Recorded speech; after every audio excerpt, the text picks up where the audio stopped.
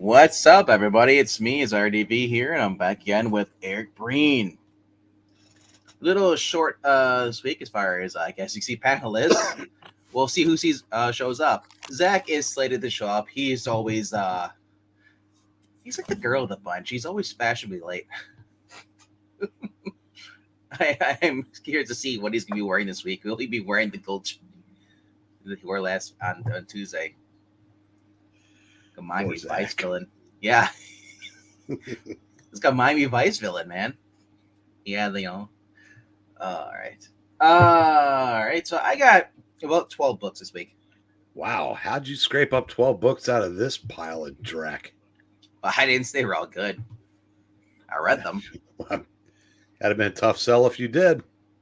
But I also got 2 trades, and a reprint, and then a single back issue book that I actually look forward to reading. I'll give you a hint, though, that it is a number 45 of a DC showcase. So, all right, what's up, Geek Easy? The hat. He needs a hat. All right, so I'll just jump right into this. All right, so as for those of you who are not familiar, what we do here is basically these are the best books of the week, but not just because I go from least to favorite. Just because it's the least, it means I hate it. But then in this case, I do hate it. Yeah. Interior art was actually good. It's one of those cases where you have a good artist, but you have a horrible writer. Oh, look, it's a kitty cat. Yeah, it's streaky. That'd have been cool if it had been the one from Justice League Europe. Oh. Yeah. The season, yeah. Basically, it just felt like a CW Supergirl book. Of course it did. Literally, how does that not look like Supergirl? The glasses, the dress, the nerd hitting on her. Well, he just doesn't. He doesn't realize that he likes boys yet. Right. I mean, I do love the art, though. That's the thing, though. I don't understand it, but the art, like these people get great art. Great's a stretch. That's good. It's not great. For 2023, even since 2016. I mean, we've been getting a lot of mediocre art, especially Power Girl. I mean, I don't like the jacket, but the jacket is kind of growing on me a little bit, But all you need to know about how seriously DC takes this character, look who they gave the writing assignment to. Yep. Like I said, she's Leo. I liked Leo's An Amazing Mary Jane, and then Exterminators. Those are the 2 books that I liked her on. But oh man. And then, of course, here's the fun part about this. This is what really pissed me off, is that she comes in angry and finds out, her cat's being held by, look, it's Clark Kent, Superman. And she's angry at him because he pretty much tells her, it's like, he basically says, like, what you just did back there was horrible. You could have astral punched the bomb into the depths of space, into Earth's core, into the surface of the sun, or anywhere other than incredibly complex deep sea ecosystem that humans have only barely begun to understand. What were you thinking? I was panicked. I'm sorry. They get an argument and they kind of like make up. Superman is really heavily written on a character. He basically tells you, I need to go to the fortress over in Brazil. Really, they have Fortress of Solitudes like everywhere now, popping up. But he's like, yeah, there's supposed to be a Kryptonian disease going around killing people, and it originates from her DNA, her Kryptonian, because she's like, my Krypton doesn't exist because apparently Earth 2 is gone. Having your 2 biggest characters Yeah. written completely out of character and like shit by shit writers, But does not do those characters any favors. I said I gotta point out, I do love the facial expressions. I do love the art and stuff of this. It's just Wow, credit the dialogue though. Hey, look at that training bra she has now. It's a jacket. The jacket muffles. Well, she got rid of the implants, okay? But like I said, I'm more bored looking at this. I got this. This is what I want to get. I'm actually looking forward to that a little bit myself. I did not know if I was like, oh, you know what? This looks kind of good. When I first read it, I did not read the title as Kong in there. I said it's Justice League versus Godzilla. I assumed it was that until I saw the title. I was like, wait, versus Kong? I guess no one told the artist that Supergirl dresses like an angry boy now? I don't know. Because that's the old Supergirl uniform. Yeah, it is. That's the Jeff Loeb one, right? Or Jeff Loeb had the blue skirt. Well, that you'll never see that uniform again. All right. So that was pretty much the main book that I did not like that was on my list this week. The other ones I actually did enjoy. But number 11 this week is Ultimate Invasion number 4. This is the variant cover. This is supposed to be, I guess, Kang of an alternate universe. They never reveal who he actually is underneath there. But so I gotta say, for what was this, about $9, $9? I'll have to reread it through, but I feel like it was just a whole waste of nothing. This whole entire event, just the makers creating the alternate universe. Okay, that could have been done in one book, but instead they did 4 books. I mean, they're oversized pages, and this is what it felt like: Clone Saga, Clone Saga, Clone Saga, Multiverse, Clone Saga, Maker, Howard Stark, Clone Saga, Multiverse. I got to the point where I'm like, I really don't care. I mean, not that I would have bought that, but it's a good. Sounds like I made the right choice by skipping it. Yeah, I give it a shot. It's Jonathan Hickman. I mean, I do like Jonathan Hickman as a writer. It's nothing to me. But... yeah, but look at these giant, 2-page spreads. There's about 6 of these in there or more. It's, I don't know. Maybe I've heard. I don't know. Maybe I'm just seeing shill counts online. Dudes will just love it regardless. They're like the B marks. They just love it regardless of what they're showing. I don't know. Well, I said, I like this Fantastic Four. I did not care for anything else really. He's never really done anything else that's made me take notice one way or another. So I certainly am not going to buy a book because I see his name on it. I like Secret Invasion, or not Secret. Was it Secret? No, it was Secret Wars. Well, I was long gone by then. Yeah, I think Secret Wars was 2015 or 14. Yeah, 15. I was getting confused because Bendis had his own number. Like they already all the secret stuff titles: Secret Avengers, Secret this. It's like he had Secret Invasion, and that was good. Yeah, but I mean, I get them so confused. But I mean. The watches every single time I go in here. So watch. I'm waiting for the Jeep next to be Jeep chair or a Jeep Patriot or Like I said, I'll have to reread it again. But I was reading through it. I was just like, I couldn't make heads or tails what the hell was going on. I just know that something did something and it pissed off the maker and he was upset. And at the end, I guess there's a giant dome or something like that. And then it just sets up for a young, because it's Howard was Iron Man in this universe, 1660, the universe that basically that the maker had shaped for himself. And Howard sacrificed himself. And then young Tony gets an armor, calls himself Iron Lad. And then he finds Captain America frozen in a block of ice on his Earth. So. I don't know, man. It's, I guess Donny Cates was supposed to be involved with this, or he's going to be involved in the spinoffs. But at this point, it's hard to say if it's better or worse than the actual original Ultimate Universe. Maybe they're realizing they've done so much damage to the regular universe. They're going to go back to 2001 and try to make their bones with the Ultimate again. I just want a Crisis Wave. That's all I want. Just one.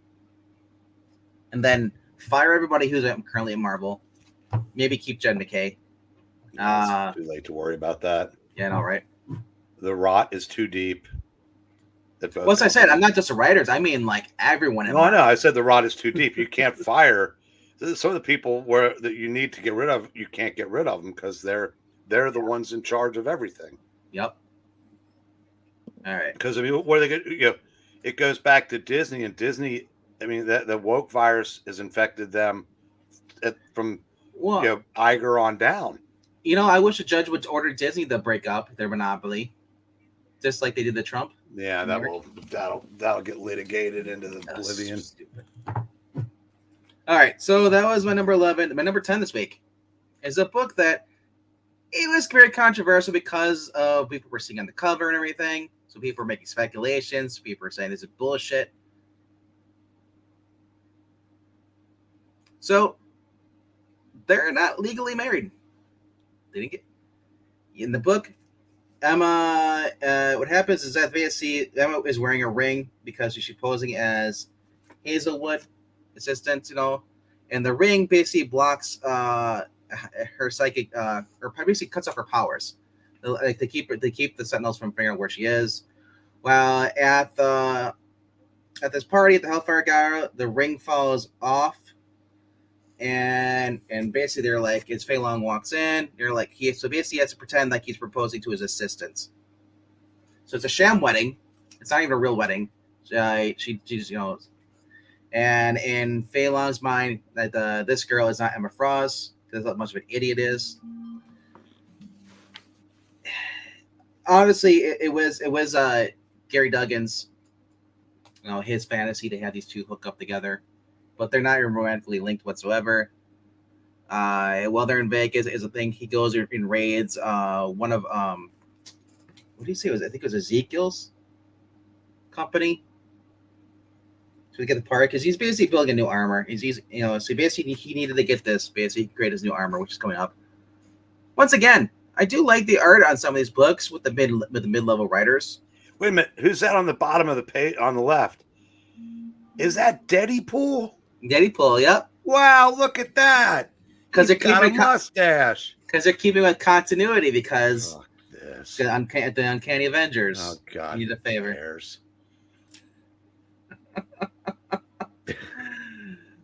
Like I said, I mean, if Tony Stark ended up on anybody, Emma Frost isn't that bad of a choice. I mean, but so they go in Fei Long's mind. They figure out what's going on. Emma Frost wants to kill him, but then because Tony says, it says, don't kill him. I need to know what he basically saw, what my father found, and basically discover that not don't kill him because it's wrong. Oh wait a minute, that'd be heroic. Marvel doesn't do that. Yeah, because it's they find out that basically this piece of metal here is what it's kind of like I think they call it Mysterium. Is what Tony's going to use to build his new armor. It's an basically a metal that's found on the edges of space and time. I wonder if he'll want a monologue. I don't know. I have Mysterium, and I'm so ready. Basically, so this is the preview for next week's. So basically, Fei Long is one. They basically what Gary Duggan is basically revealed that Fei Long is one of the most stupidest character villains ever, but because. Tony needed to know what he basically built the Sentinel armor, Sentinels with, so he needed them alive, get the information. But now he has that. I'm like, but because he's still a hero. He doesn't want her to kill him because he says what's going to happen to him later on is basically going to be much sweeter. But that's what I need to show you. There was another thing happened too, because Rhodey was framed for murdering someone at the factories they originally went to. So as Rhodey is about to get his ass kicked, the Sandman comes to his rescue. under the orders of Wilson Fisk, who is in the Hellfire Club. He says, "Don't worry, he's got protection. He's got the living laser and Sandman as his backup." I don't know why, but every time I look at the living laser, especially that panel there, it kind of looks like Mark Wahlberg or John Cena type. That stupid haircut. But yeah, like I said, So when did the Kingpin join the Hellfire Club? After the Mutant Massacre, they reformed the Hellfire Club, and he's only in it for to get his wife back, Typhoid Mary, who I guess is a mutant. Does Vanessa even exist in this universe anymore? No, she's been dead forever. I said the Kingpin's just a MacGuffin at this point. He is. He's just an ends to means, like, Tony made a deal with the devil. It's just like, yeah, he's everywhere. I mean, that's the problem with a company with no continuity, no editors, no quality writers. Is you've just got. So when you think about how good Frank Miller's Kingpin was, hell, even how good Stan Lee's and Jerry Conway's were, guys like that. But I mean, that's the sad thing about it. I said every single character you read to these days is nothing like they were back then. No, they have no individual personalities. They're the personality of whatever writer is writing them. Yeah. But that's for another time. There was one book I didn't grab because it was so awful, and that was the new Batman Beyond one. Because when I learned that Catboy Beyond got his powers from John Constantine, I said, no, I'm done. Because John Constantine's going to be apparently in the next issue. Old man Constantine. I don't want to see old Constantine Beyond, so I'm sorry. I'm with you, brother. He's like I said, he's another just generic character, Just there, hey, look, it's Constantine. This will sell our book, and it doesn't. Yeah. Constantine today is not like Wolverine back in the 90s. No. All right. Number 9. Detective Comics.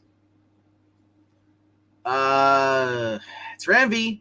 I love my boy Ramvi, but this issue basically, real quickly, loosely summary, is that Bruce was infected with whatever that drug they were giving everybody. Montoya wants these officers to arrest the Batman because she's a bitch. Pretty much. There's no. I've not seen any reason why she wants to arrest him. He hasn't done anything that would harm the city. It does. Whatever reason, I guess Ramvi's continuing. I guess happened before with Mariko Tamaki, or even before that. I don't know. I don't know when she's decided that when Commissioner Gordon stepped down that she's going to just be the 4-letter C word, towards Batman. After all the good he's done for her and everything. And she's just like, oh, no, because I am now in control. I know better because I'm a woman. That bullshit. But anyway, so Batman is basically fighting this. The serum that's inside his body is injected with by the Argums. Basically, it's fighting for control of him, and he's trying to fight back. What he's been doing. He's been going throughout this book. It's basically Batman's greatest hits. Going from he went to the Carnival, he went to Crime Alley. He's going to all these different places. Trying to lock in memories, and he's got that stupid I forget what it's called. Some giant bag creature. I'm not sure what it's from, but. And basically, Batman's using it, as it's using him. It's like it's a psychological darkness, It's like, I need the darkness as much as you need me, so you're going to help me regardless. I'm not going to give in to my nature. You're going to help me, I guess, get past this. Then, of course, because it's DC, fuck you, DC. Fucking asshole. Here, detectives. Oh wait, he's going everywhere else. He's Crime Alley. Isn't that where Thomas Wayne and Martha Wayne were killed? So now he knows that Bruce Wayne's Batman. At this point, they should just go on the internet and say Bruce Wayne is Batman. Seriously. Then we get this Dan Water story in the background. The 10-eyed man, the hole in the skull of the world, Dan Waters. And I just don't care for this character. Man, I like Dan Waters, but I mean, I just don't care for the 10-eyed character. And the whole story was basically this is my problem. If you're gonna have backup stories, they gotta be actually like good backup stories. Sorry, Dan, but I know our friend Skip loved him, like the previous stuff. But all this who? Skipitosh? No. What loved who? Dan Waters. Oh, okay. Yeah. I didn't hear you say Waters. Sorry. Yeah. And so my problem with these stories is these stories take away what could be more pages for the actual story. I feel like we're getting like 16 pages, even though I know we're not. But to me, it's like we're going back to the old school ways, getting 16 pages, and then you put a reprint in the back of the story.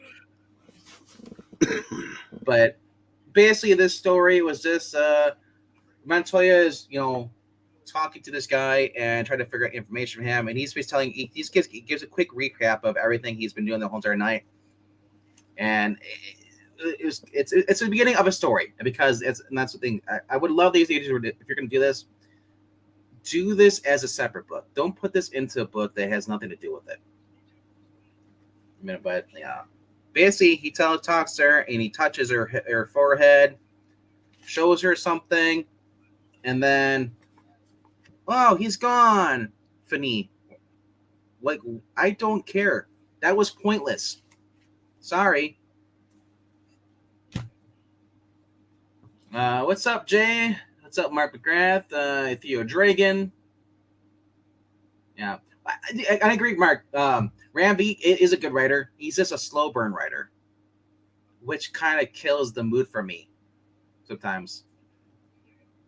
Especially when I gotta wait a month for the next issue, and I feel like I'm getting like half a story every single time. Like he's not writing for the trade. Ramby, I feel like he's writing for the omnibus. He's giving you like, here's a page, wait another month. Here's a page. It never gets old, right? Well, once everybody started writing for the trade, you had to come up with new goals. Right. So yeah. You guys get writing for the Epic collection, but that takes too long. The other thing too is I feel like the Detective Comics he's taken such a dip in creativity because of the fact he's writing the other book now, The Vigil, and he's also working on Carnage over at Marvel. He's writing too many books. A good writer can do that. You can't use that as an excuse. The story may not have quite had the legs you were hoping it would. Or dip it because he's just phoning it in on this. This is just filler until he gets to the meat and potatoes. I don't know. Or he got to look at his page rate and said, "Why am I trying?" Right? They pay me better at Marvel. Ironically, I get a quarter more. Probably. and they let me get free gumballs. I had access to free coffee over there. And I know it tastes like crap, but it was still free.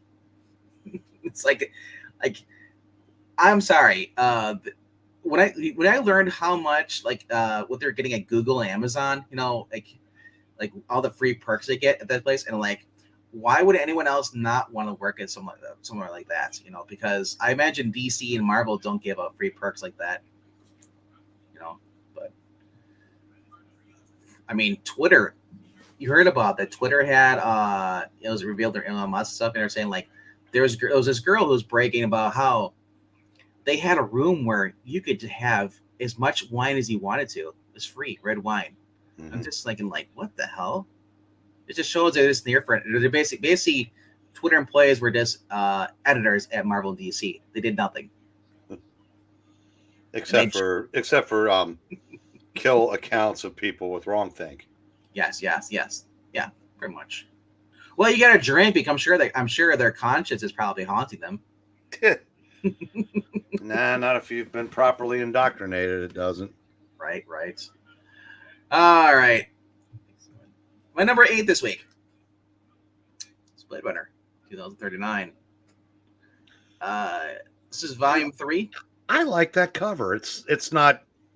Yeah. I mean, it's kind of it kind of looks like Tim Sale. Yeah, but it's not Tim Sale. It's No, actually obviously it's not Tim Sale. obviously the cover artist is Danny something. Doesn't say here who the cover artist is. But yeah, I forget what her name is, but it's actually yeah, it's another artist that actually that Danny, I forget what her name is. It's not Danny Lauren. Yeah, it's just kind of a neat, 80s kind of. It's a futuristic. It's not particularly.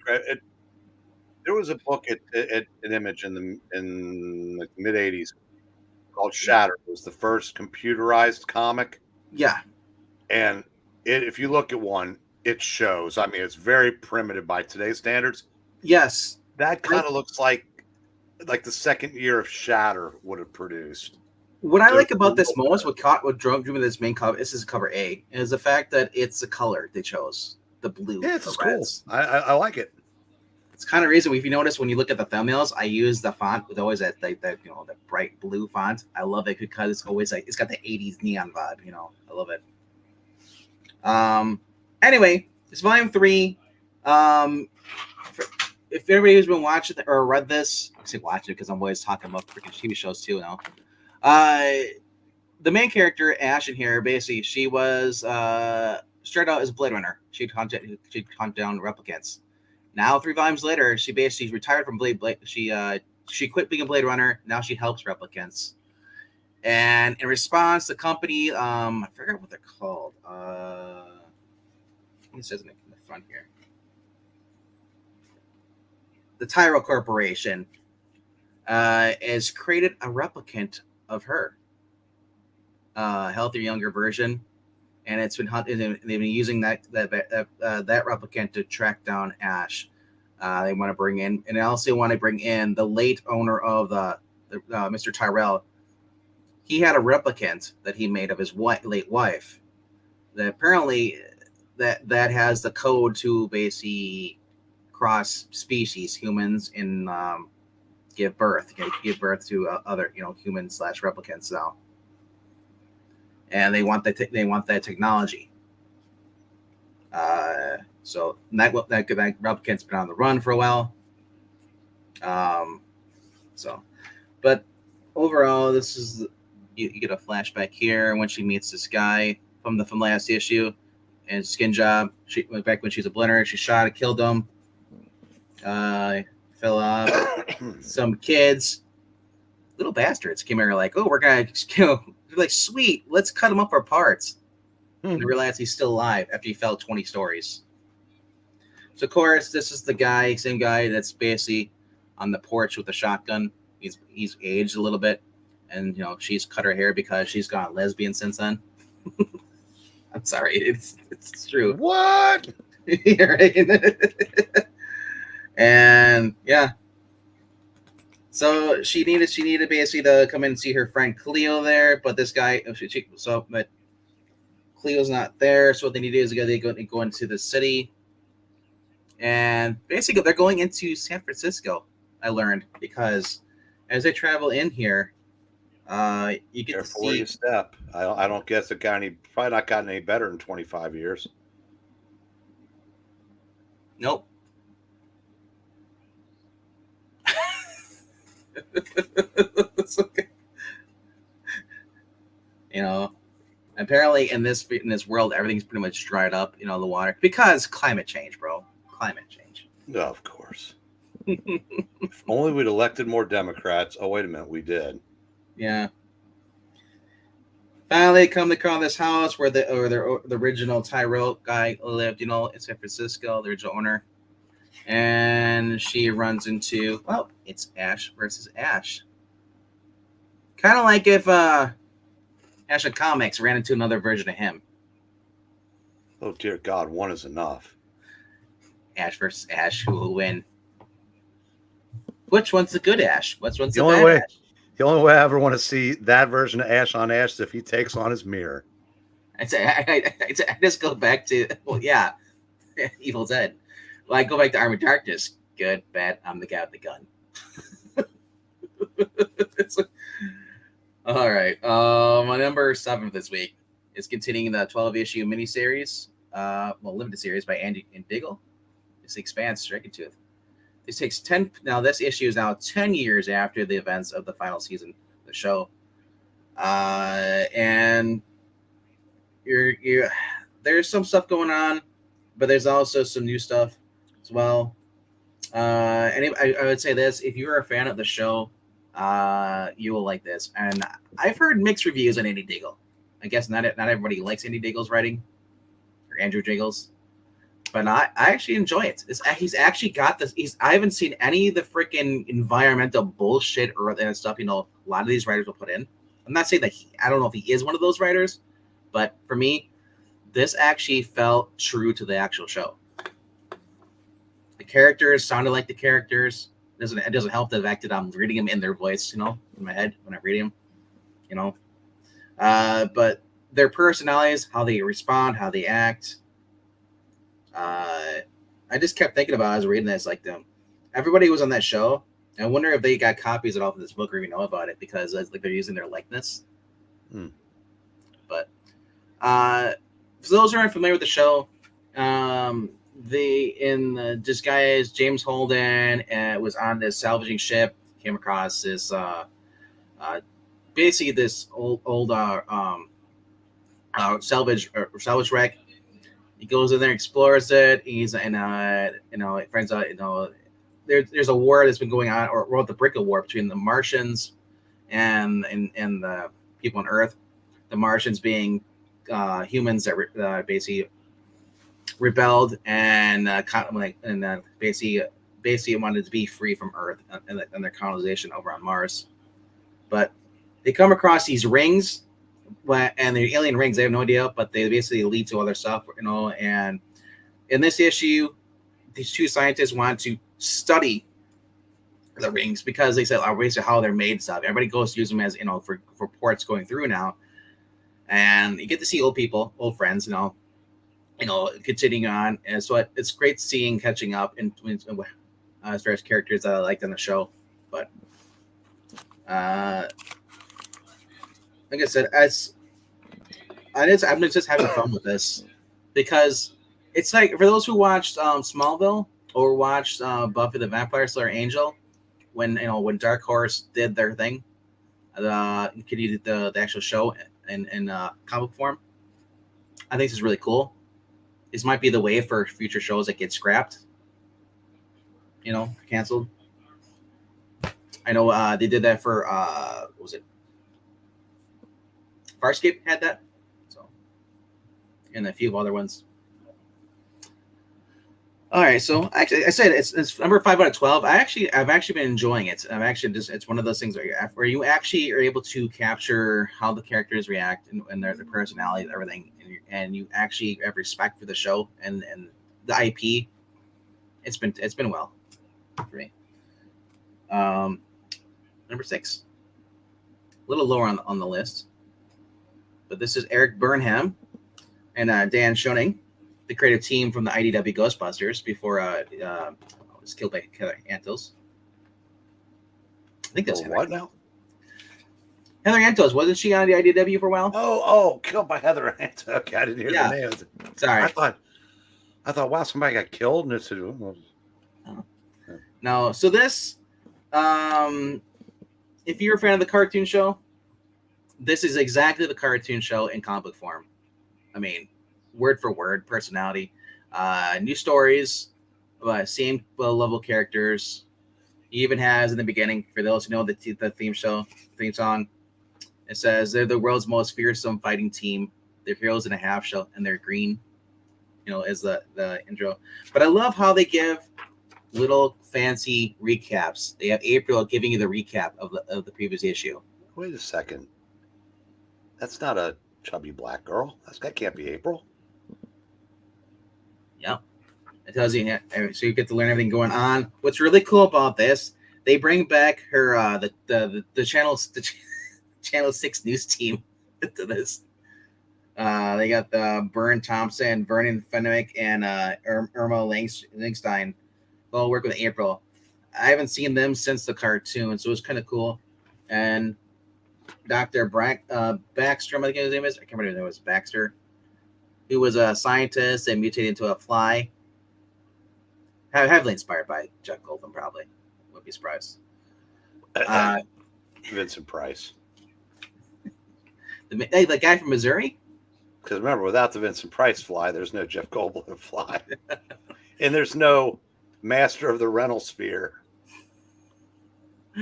So in the previous issue, Donatello and Raphael went down to I think it was either Florida or Louisiana, went down there to basically get treated with the device. And they're hoping to run into Shredder, but because they didn't want to split up the team in case Shredder attacked the city while they're only at half power, they had two of the other frogs, because there's just like there's 4 turtles, there's 4 frogs that fight crime, and 2 of the frogs came to New York City, and they're helping out. New York City. Oh, sorry. Yes. So I guess they draw. I love Dan Schoening. He draws now with this. He's able to draw the actual like they are in the IP. With Ghostbusters, he said he was never able to draw them looking like Bill Murray's up because they didn't have the rights, and that's why they drew the characters. Well, yeah. So there's no real life likeness to turtles. Yeah, or anything in it. So, I mean, so I know because a lot of people gave the Ghostbusters IDW so much crap. Oh, the art's horrendous. Well, it's because it's meant to be the movie Ghostbusters, but they couldn't draw them, so they gave them more of a cartoony kind of feel. Which works out better because when they did crossovers, they had the Ghostbusters, which is a cartoon crossover, and some of the Extreme Ghostbuster cartoons. But like I said, Joe Fox's news team, I love this. Everyone is written in character, same personalities. And of course, easy on them because we need some leads on new stories. And of course, the villain breaks in. And he's like, "This is great! Now we actually have news for." It's still a news day. Like I said, this is very, very, very heavily nostalgia, but not. It doesn't just rely on nostalgia.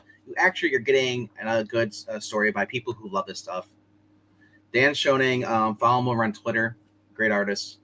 We need a lot, and these more of that in comics. People and not like that this. Respect yeah, the source material and give fans what they want. Eric Burnham and Dan Schoening, I don't see political tweets by them at all on their Twitters, their feeds.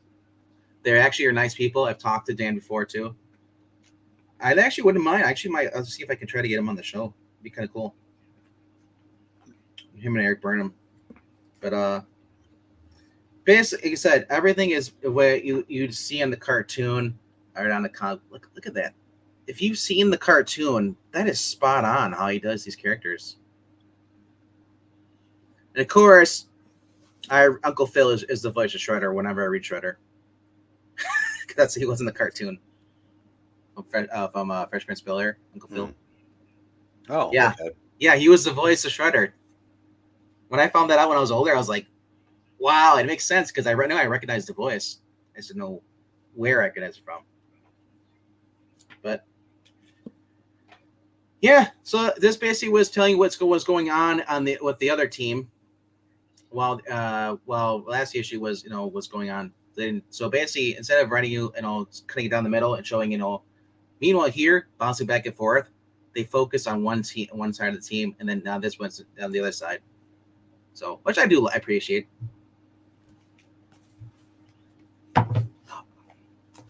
And I'll get flack like the real turtles are the serious ones. Nah. I like the fact that Michelangelo, his character is true to it. I love this. And then Dan Schoening and Eric Burnham really go into this, as far as Michelangelo, if it doesn't end with Zahn in it, he will not eat it.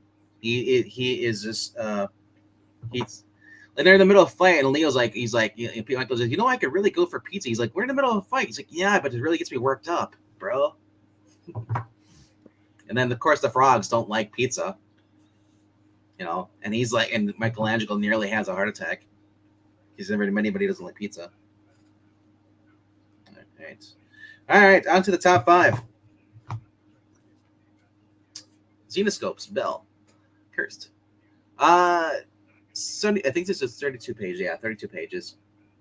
The 72 pages kill me, man. It's like reading an annual. Why does that man have breasts? Because it's not a man; it's a delicate flower. That is a terrible cover. That is not. Yeah, seriously. I mean, look, that is a terrible cover. And one thing Zenoscope generally has going for it is good covers. That is not one of them. Because it's close up of her boobs? No, because the face looks like a man. And I'm not doing a bit here. That's just not a good cover. I mean, not compared to what they usually produce. It's okay for what it is. It's not bad. I mean, she is kind of scowling. She's kind of angry. It's probably taken from one in the book where she's actually chasing someone who just poisoned her best friend. So she's gonna have a resting bitch face. No, maybe I'm not getting a good look at it, but I saw that on the shelf. I actually looked through it, and yeah, because I picked up that I already forgot what Zenoscope book I picked up a couple weeks ago that I showed you. Oh, it was the 100th issue of something. That was Robin Hood. Hmm. Yeah. So basically, in this, she was chasing someone in a hood thick cloak figure from rooftops, and the person seemed like the person knew exactly what they're doing, what she was doing, predicting her moves, so she's getting her ass kicked. As every single Bell, it's basically she's the Bill Bixby of the Xenoscope. She's always getting her ass kicked, but but somehow manages to win at the end without Hulk. And I gotta admit, the 2 pages you just showed, that art was less than spectacular. It's the story for me. Well, that's good because I said I mean, I said the Robin Hood that I picked up, I thought the art was very good, actually. This is typical for art for her, though. Not the best, but that's a little better than the 2 pages you showed prior. Yeah. So basically, throughout this is that as she's basically she's coming, all of a sudden she's coming across all her villains that she faced in the past, and they're blaming her as the reason why they are, because of her. It's all her fault. And making a story short, is that she ends up waking up from a coma and realizing that none of this was real. This was all in her head, and it's because Bella is an idiot. Annabelle. She actually opened up her friend Mel as a mail and touched the cursed artifact. So basically, because Mel is freaking out because Annabelle is unconscious for a couple days, she doesn't know what to do. She called CHIP, which is a secret black ops organization that also hunts down monsters as well. And CHIP and Annabelle, and don't really they're not on the same terms because it's kind of like Vampirella and the was it the dance or I forget what it's called, McDance organization. They do their own. They have a certain way they do things, and then she has a way she does things with more morals. Same thing here. And basically, Mel gives her crap. Is like, maybe next time you won't open up someone else's mail. But the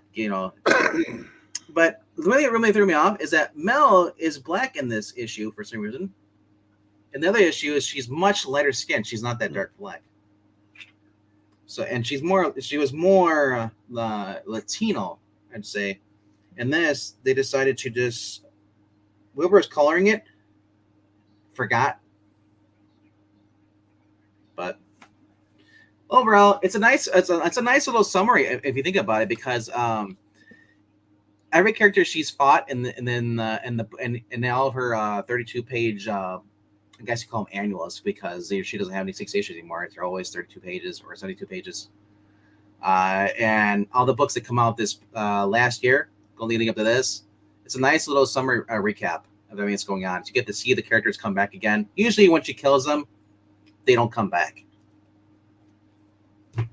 So, and at the end, she figures out who sent the what you want to call it, The artifact.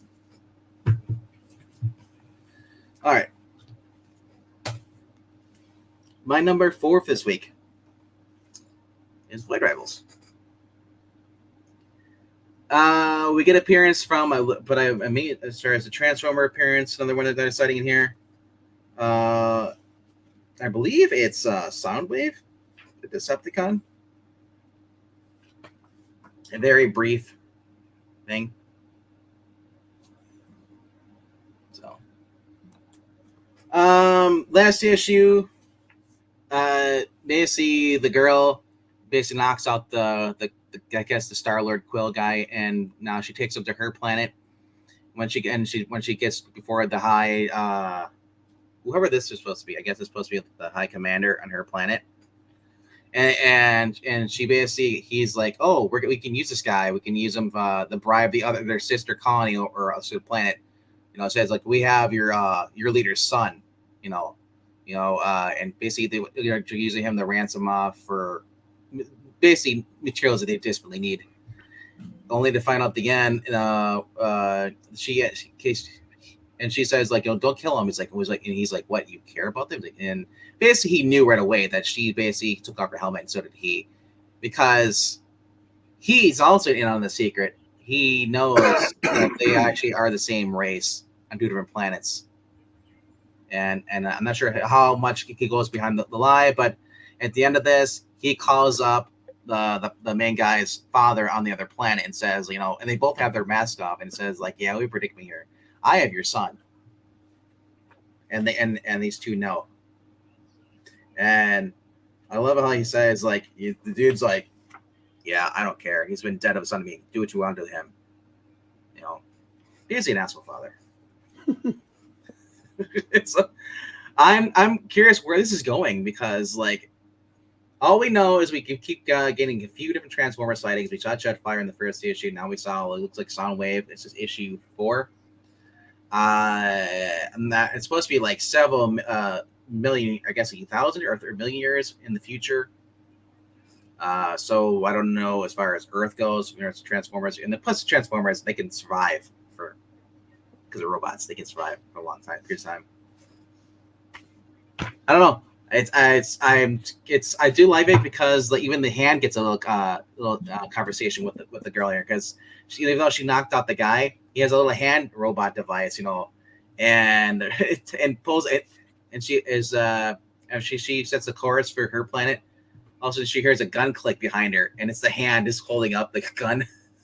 He says, "You're going to stop this." He's like, and she's like, "Wait, how are you doing?" He's like, "I have limited control. It's a special feature." And it's like, she's like, "Really? Then, but how can you shoot what you can't? Can you see?" He's like, "What do you mean?" It's like, because I have a dagger holding at his throat. If I get shot and you shoot me and I fall over, it's gonna plunge your hose, and then you're trapped there forever on his hand. And he's like, "Oh," he's like, "So what do you suggest? Surrender?" So I love the humor, subtle humor in this. All right, number 3. I guess Zach's not showing up. I thought I sent him the link. Well, he seems to be like everybody else. We haven't had a comment in 15 minutes, and there's only about 3 people watching. Yeah, I don't know, man. Don't know what to tell you, man. Maybe they're sad because Geekies is on here tonight. I don't know. Hey, we're going into October over here. Maybe Eagle Team went live. Who knows? I don't. Or maybe they're all watching the Lions beat the living daylights out of the Packers. It could be. Maybe I just have too many books and I'm just droning on and putting them to sleep. If that's the case, leave it. You don't have to listen. You can sit there in your chair and sleep. Just leave it so your computer's on watching this channel. But my number 3 this week is Green Arrow. Because it basically is Green Lantern versus Green Arrow. But is it Green Lantern? And you read this, right? I did. I thought it was actually pretty good. Not the biggest Josh Williamson fan, but I do like the whole bit with the whatever the hell Legion is supposed to be. you know, they see the daughter or the niece, you know, saying like, you know, hey, you know, just because time travel is illegal doesn't mean that you can't, you know, go after the person who's breaking the law. It's illegal. That's a loophole. And so they're going to go and try to rescue Ollie. Ollie is going against Parallax, but it's not. But and it's revealed he calls a bluff, and he lets him know. It's like, dude, you're not Hal Jordan. You're just a parasite. And I love how they have like a little like knockdown fight. He's like, you know, in here. But overall, like I said, I'm curious to see where this is going to go to. And like, because Oliver is such a dick. He's like, yeah, no powers whatsoever.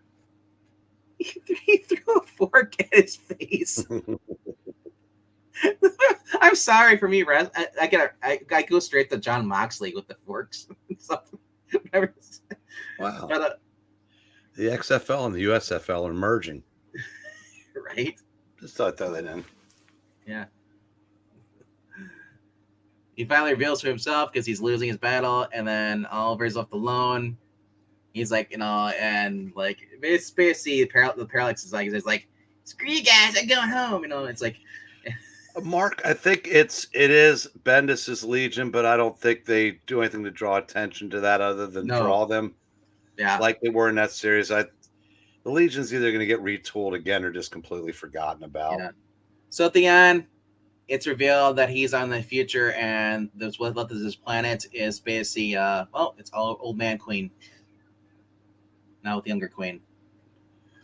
Because Parallax, it's said, and this is a huge spoiler here, other than just that, is that it says, hey, we made a deal. I made a deal with you, and you say, you think you're such a good, you know, goody two shoes, you know, you think I'm just a bad guy. Look what you did to this city. This is Earth, pretty much. You're on, you know, you destroyed this planet, you and your family. So you and your family are not allowed to be together. So, yeah, we still don't know why, but I mean, editorial. Yeah, but then again, that's the plot for this story arc. So that's. Yeah. And how come every old person is bald? I blame Sean Connery. I mean, yeah, I said I don't. He's probably not any older than I am now as old man Ollie. I'm not bald. Just saying. You have a toupee on. We all know it. No, that's about the only thing that hasn't gone south on me at this point. Because you have no gray hairs.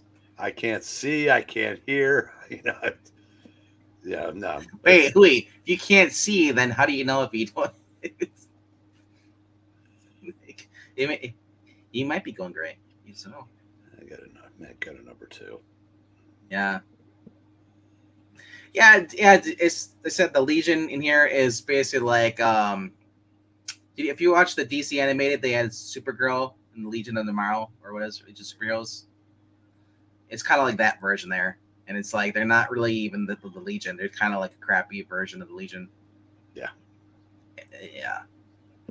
But they're not this. They're not the. I guess this centrifugal point. I guess the word is, or they're not the main focus. So they're just kind of means to an end, and then they're gone. Yeah. Which I prefer. You know. Yeah, with this version, absolutely. Yeah, I don't need them in there for the story. No. My number 2 is a book that Zach just doesn't like, or maybe he does like the book, but he just hates the movie. Conan the Barbarian, number 3, and as predicted, on Tuesday I said it looks like this is going towards Tulsa Doom. Tulsa Doom is once again referenced in this book. Beautiful art, man. I love all the art here. It's just interior. Trying to show up. And I love the layout as far as the word balloons and just all the gutters and panels. I kind of like this. It fits it for like like in play by play, you know. But then, like, and then you get, like I said, like, so basically in this story is that Conan finds out that in the Spire, going in there, that some of his fellow Hyrcanians are actually still alive, or sorry, Cremarians, sorry. And what's going on is that they're basically by these evil-looking monster dudes are throwing him into a pit that turns him into monsters. Where have I seen that before? Oh, Castlevania. He sends the woman, says, like, woman, you're so injured. Lead all the old and the weak, out to the thing, and don't come back. I'll be there. And as you see, they're throwing the bodies in there. Again, meanwhile, Conan is doing classic Conan the Barbarian. For those who remember Conan the Barbarian and how he dressed up as they had everybody in the robes, the big cults. He dressed up out of the guards' uniform, sneaks in there, does the same thing here. But then they are discovered. Conan says, "Well, I'm tired of waiting. Let's just kill everybody."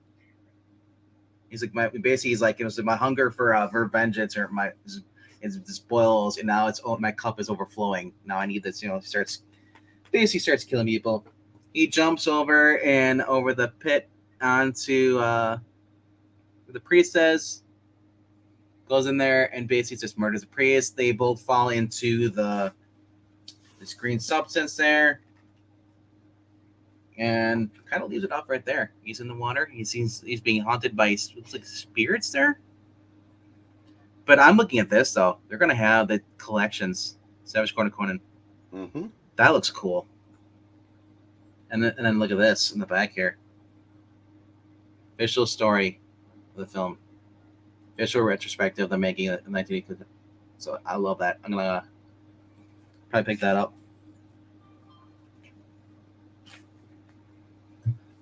At this point, race swapping a character is the least of my concerns. It's the gender. It's the sexual orientation swap. That I don't even remember who Starboy is. He's the guy who had the pink costume, right? The Flesh. I don't know. His old costume, and there was a superhero. It was like a pinkish costume, but in certain panels, it looked like he had this naked colored flesh colored. They had Starboy appear in it was actually the continuation of the Justice League cartoon. They had a Starboy.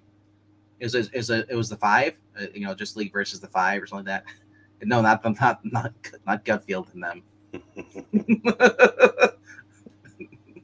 But, although I could see them making the Five, Gutfield out to be evil. All right, so of course, with that being said, there is he that's right. He dated Dreamer, right? The female version of Dreamer. Well, then he had a beard too.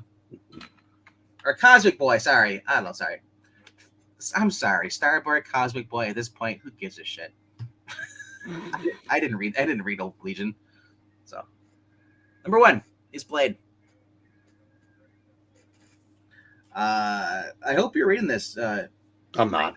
Oh man, it's been a fun ride.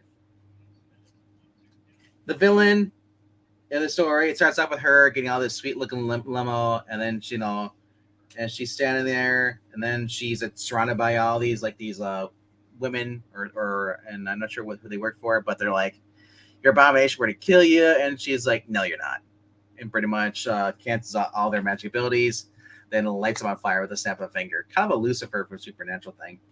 She's like, "Yep, burn." And I gotta say, Hill actually, I like what Hill's doing with this, with Blade. Blade's in Tokyo, and he's going against one of these old ancient demons, or vampire demons, and it's got him, his claws, trying to take over him, make him his puppet. And Blade basically pulls out a knife and just says, "Fuck that. I'm not not anybody's puppet." And of course, because he stabbed him with something, and it explodes. Meat chunks everywhere. So then we go into the basically the Mariko Tamaki enters the chat. They're having ramen stuff in the restaurant, talking about stuff, and he needs a weapon in order to basically just kill this demon. It turns out that there actually was a sword, and it was actually that Lucifer had Lucifer's sword, Lightbringer, and that's rumored to what's able power enough to stop this demon from just basically taking over and destroying the world. And so Blade's like, so basically, like, actually, so who's got this? This rich guy, I'll just break in there, steal the sword, and she's like, it's not that simple. Just like getting here on time for Zach, it's not that simple. It's not my fault. It's not my fault. I wanted to get coffee. It is your fault. You wanted to get coffee. Yeah, oh no, the baristas were too slow. Well, I mean, yeah, but wonder where they learned that from. Not me. Not me. Just because they have Down syndrome doesn't mean they're any lesser than you are. Wow. So basically in this, they're attacked by one of the girls. Basically, her former one of the girls who actually was working for the secret order monks, but she broke away from them because they were a cult and they were becoming turned evil. She's been traveling with Blade. Now they come back and they wanted to kill her, Blade, and Blade's act is like, because first she's like, dude, like I understand that you want to get the sword, but she said, fuck that. Just because we had sex last night doesn't mean I'm back in with all your Blade shit. We're done. I gave you information, about where to find this, and all hell breaks out. One of the dudes like fires a taser in the back, and Blade's just like, all you do is just piss me off, you dumbass. I really love this. This is Wesley Snipes Blade. He's just like, fuck this shit. And then at the end, something happens out. And Blade's being held in the air by this force. I'm like, what the hell's going on? And of course, because this is Marvel, and this is because someone actually remembers what happens when you put Blade in a book. Eventually, someone else is going to show up. That's awesome. Doctor Strange. He's like, dude, you're responsible for the Clone Courts Armageddon. I'm not angry. I'm just disappointed.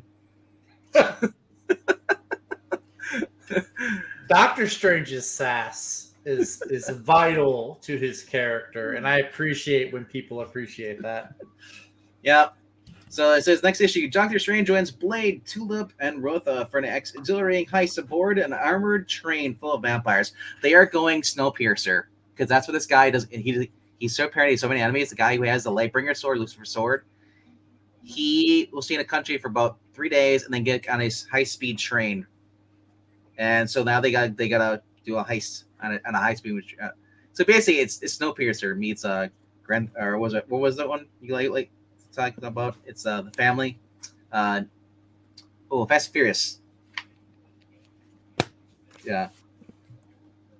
Are you talking about Fast and Furious? Remember, Fast and Furious? Yeah, I'm trying to think of a train though. You think no. No, I'm just saying that's something they would do next. We're gonna. Okay. Yeah. Well, I'm about to say they did steal some cars off of a train in Fast 5. So yeah. So basically, the train never stops. It does. It stops for for a day or two to refuel, and then it keeps moving because this guy has so many enemies. Yeah, but Brian Hill on a Midnight Suns book, dude, I want it. I would pick that up actually. I would pick up a Midnight Suns. This is number 3, Zach. I'm ready to tell you now. Pick it. You still have time. That's not your number 1 book. This is my number 1. But it's issue number 3. You said it was number. Oh, the issue number. Oh, okay. Yeah. I was gonna say, wow, he likes something higher than Blade. Well, anyone who doesn't like something higher than Blade is high. Yes. Not yet. Let me get to the bottom of this coffee. Maybe I will be. All right. But here's, as I said before, I did pick up a facsimile today. Did not get a chance to get the Flash 105 facsimile. I was kind of disappointed. Miles, yes, didn't have it. They had that, but they didn't have the Flash one. I didn't get a chance to read this, though.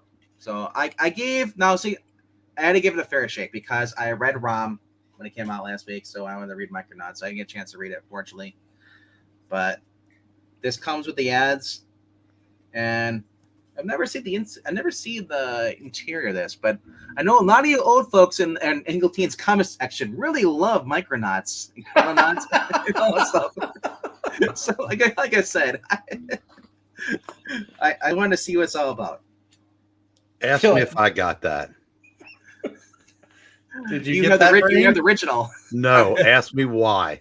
because you probably don't like it. I refuse to buy a facsimile of something that I bought off the rack new. That's what I'm saying. Oh, As I said, you dang. probably already own it I or got know. rid of it. Yeah. But I mean, It also means I'm old as hell. So that was my facsimile. Wait, I can't. I'm sure this is just Rhaegar being Rhaegar, but he says macronauts are also a thing. They're people who are planet-sized. Lizzo has her own race. Lizzo is a macronaut. Well, the Micronauts live on Lizzo. Oh, no. Takes them a full year to walk around the world. Or just around one of the folds.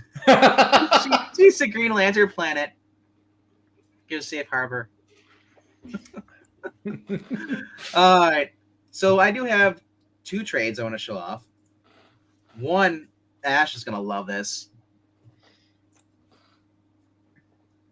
Yo, I didn't think I'd ever see this because this book was basically a company that was being shut down.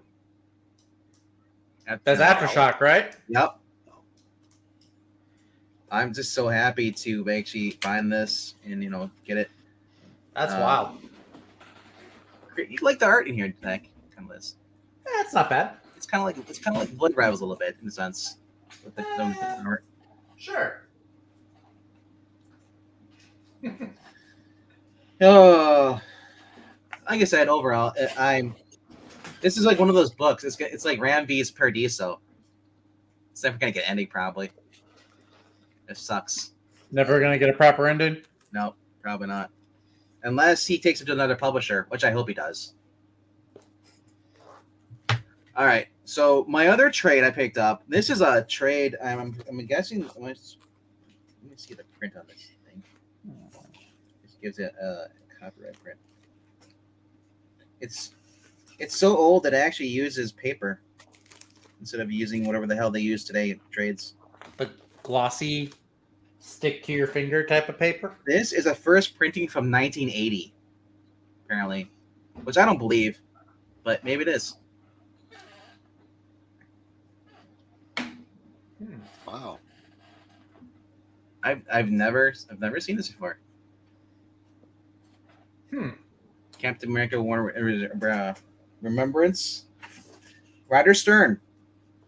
Cool plotter, penciler, John Byrne. Inker, Joe Rubenstein.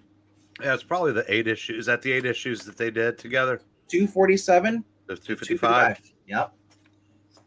Yeah, apparently Marvel Shooter did something to piss off both of them, and they both quit the book. It's like I said, I just love the interior art. Dude, John Byrne. Oh, the Baron Blood story. It's a 253 and 4. Is gorgeous, and it's a great story. It's definitely the highlight of that run. I'm trying to see if I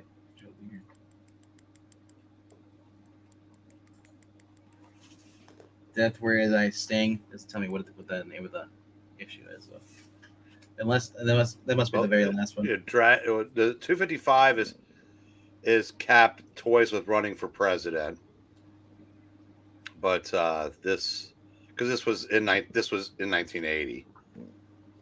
Of course, yeah. I said, who knows if he'd stayed on this book, we may not have gotten the Fantastic Four. So yeah, who knows, right? But yeah, like I said, that page you showed, that was the tail end of 254. Yeah, that's Blood on the Moors. Yeah, that. It looks like the guy from Domino's. The little Gremlin guy. You've never seen Baron Blood? I've never seen. Well, I've seen Brother Blood. Baron Blood was a World War II vampire created by the Nazis, and it premiered in Invaders #7, and then made a couple subsequent appearances throughout the series. Of course, modern writers have diluted him, and he's useless now, like they all are. But yeah, those 2 issues are just unbelievably good. Yeah. Like I said, I'm just having fun with it. I was like, whenever I see any old trades like this, I don't care how much it is. I want to pick it up. It was at a Yeah, decent so price. that was probably, I don't know when that was published, but the stories were originally from 1980. That's yeah. Hmm. So imagine, because it has originally published, published Marvels, but isn't its first printing United States. Printed United States, first printing 1980. Ends a foreword by Jim Salicrup. Flag Day, 1990. So it must have been 1990. Yeah. I thought that was really cool. It So is cool. And that's a good read. You'll enjoy that. yeah. So there's only one book that I got this week, and I paid $40 for it. Whoa. But I think it's worth it. Shoo. Holy smokes. That is cool. Number 40, I think it's I believe number 45. But, yeah. Now, I remember at the auction you saying these war books are cool, but they're too pricey, and then you go drop 40 on that. Because it was dropped down from its other price. So Well, I say, if he shows it again, if you like that, then you should pick up that 100-page Sergeant Rock. the problem is that I will get them here and there, but being like I you're know what to the you're saying. point where I want to end up paying like $20 or bucks for each issue every single time at the auction. No, I get that, but that one's 100 pages of awesome war stories. Yeah, and I said I have that. I actually paid actual money for it myself, so it's. What? Yeah. So it doesn't say if it's 100 pages, but I guess. Well, no, that's a standard size comic there. Yeah, standard size comic. Yeah. That's 32 pages, so it'll be about 24 pages of story there. But you like those old ads, and there's going to be a bunch of them in there. Yeah, and I said I love that. I love the covers, man. Yeah, I don't know. I'm not sure I had that in my 55,000 book collection. Yeah. I honestly can't remember. But the other one I saw at my shop, I didn't get it though. But Sunday is the beginning of the sale. Everything's half up on the wall. Ooh. Yeah, they had there was a love story, but it was by Marvel. Which it's called? It's called Love Something.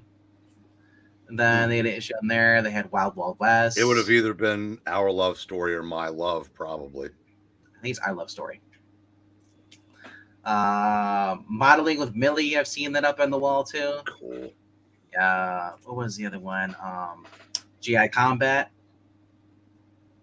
There's a lot of cool stuff on the wall that I'm looking forward to. If you've ever seen the cover of Our Love Story #1, the girl crying that is in the foreground looks a lot like Mary Jane because it was drawn by John Romita.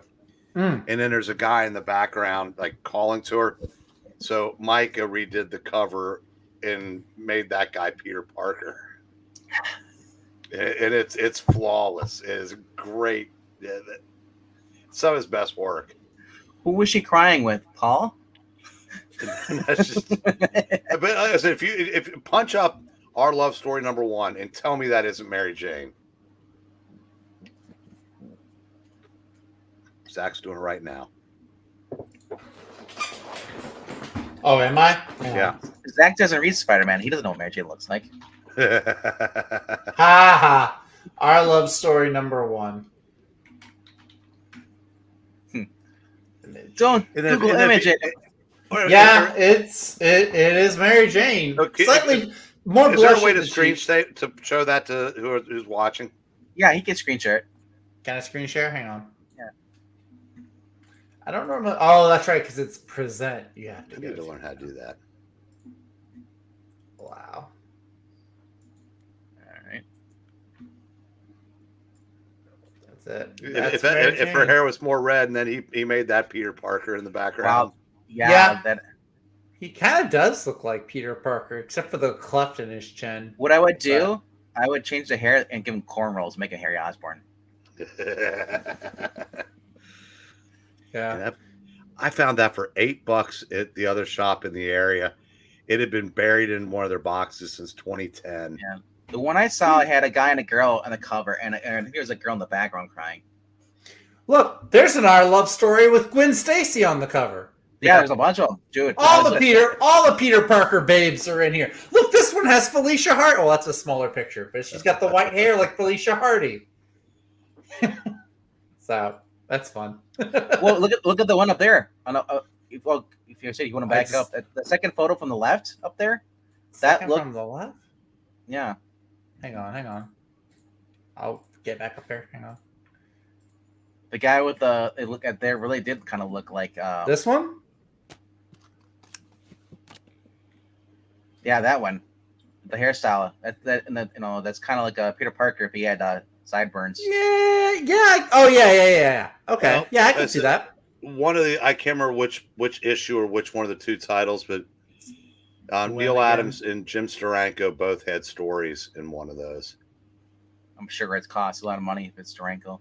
Well, no, at the time he was still working for him, and yeah, but mostly it was Gene Colan, John Buscema, and Don Heck did the art on these. Actually, I did share the photos. I gotta look and see what it is. And while we're doing that, I'll let whoever wants to go show off their books. Do you care if I blow through mine real quick, Zach? I mean, I wouldn't. You might damage the pages, but you can show them off. You can blow away as much as you want. Blow through them, not blow them. Right, start with the oversizes. New issue of Shudder. Yeah, nice. Did you pick that up, Venk? No, but I did see that Shudder is trending on Twitter right now. Well, the channel probably. If you were a fan of the old Warren magazines, you'll like that. New issue of Retro Fan. Yeah, I saw that.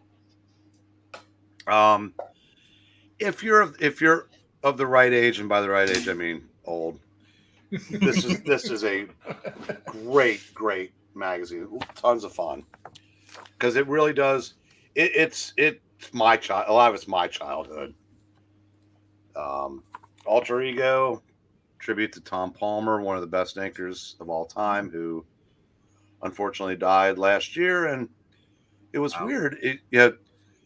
Yule didn't activate the Death Squad for him, so we didn't get to talk about him. And would have gotten back issue, but Jerry has an article in this one, and I get one of his free ones. So nice. Okay, yeah, I can't remember. Sorry, so I can't remember what article because there's like 22-page articles about individual George Perez issues, and he does one of those, but I can't remember which one. So the book I saw was Our Love Story, number 25. Yeah, okay, that would have been a reprint of one of the earlier issues.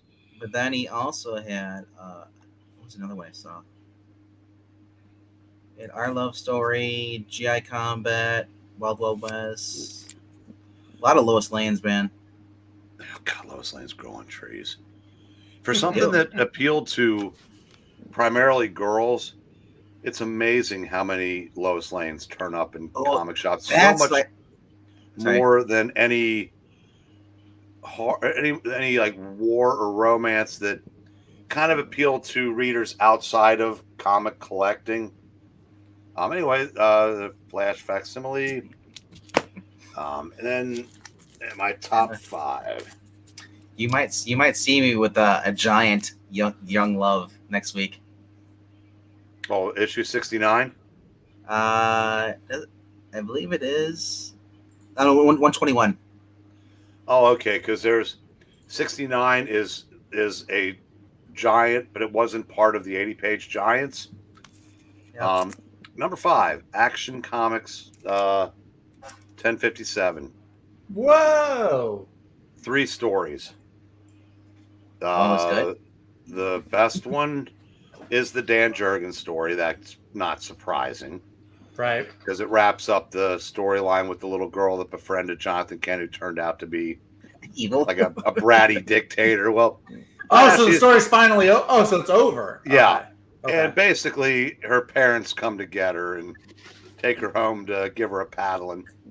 But it's just so much, the end story is just so much fun. Like, John's, thrilled because he gets to eat pancakes. It's just, it reminds you, it's hard to read this without saying, fuck you, Bendis.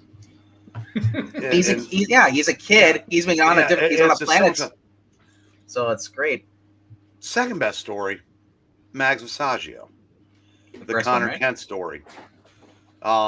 It's not great. It's basically it's Connor feeling sorry for himself because he realizes he's never going to not be 16 years old.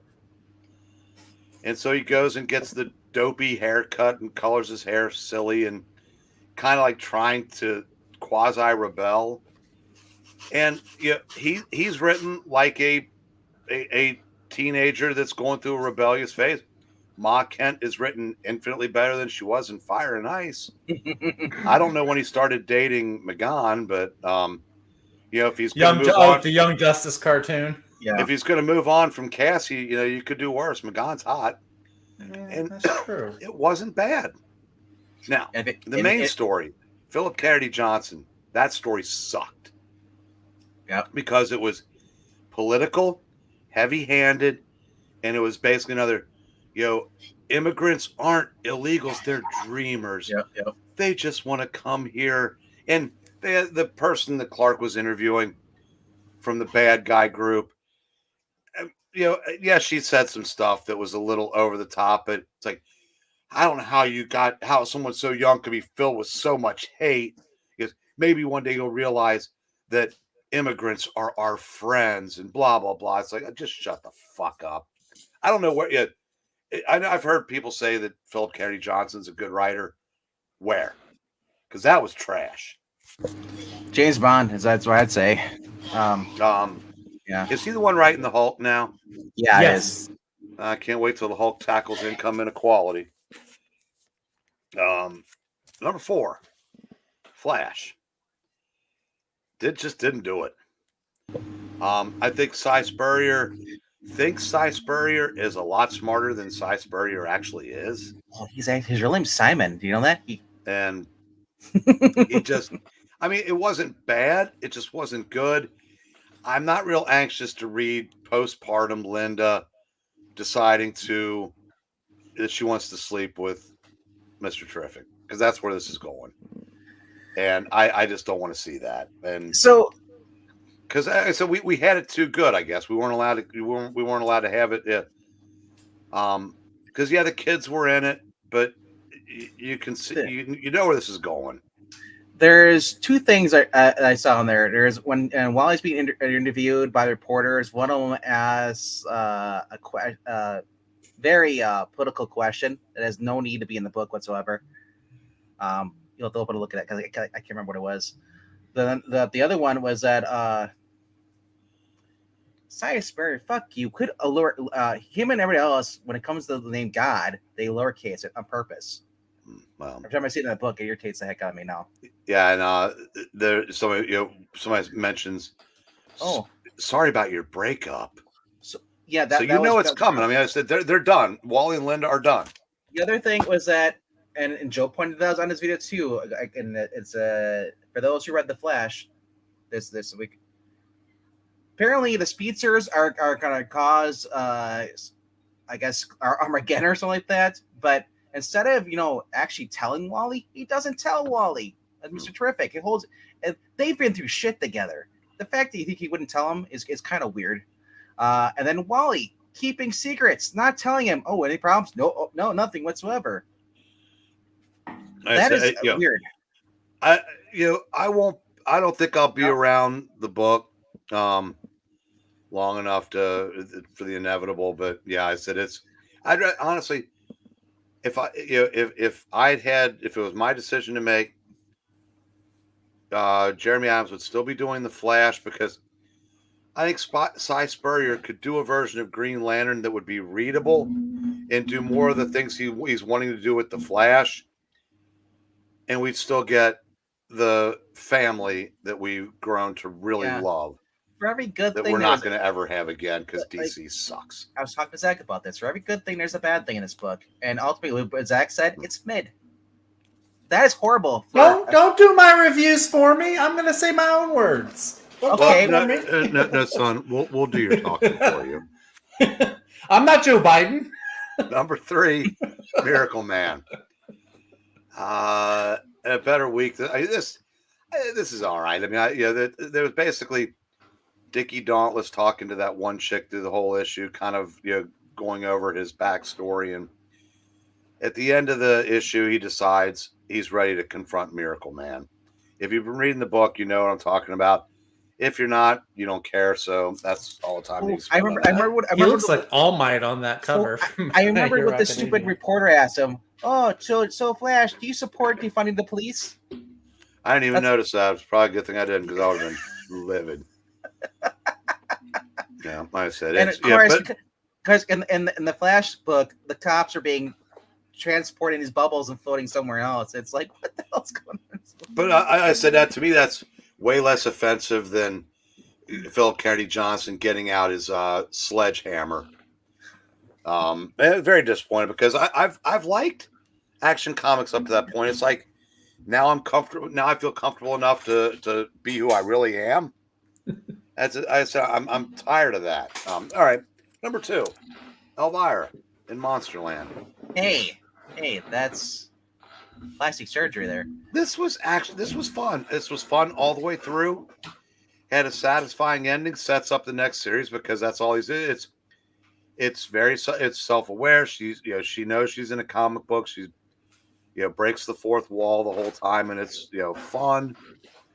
And as I recommend, if this comes out in trade, I don't know if these things ever do, but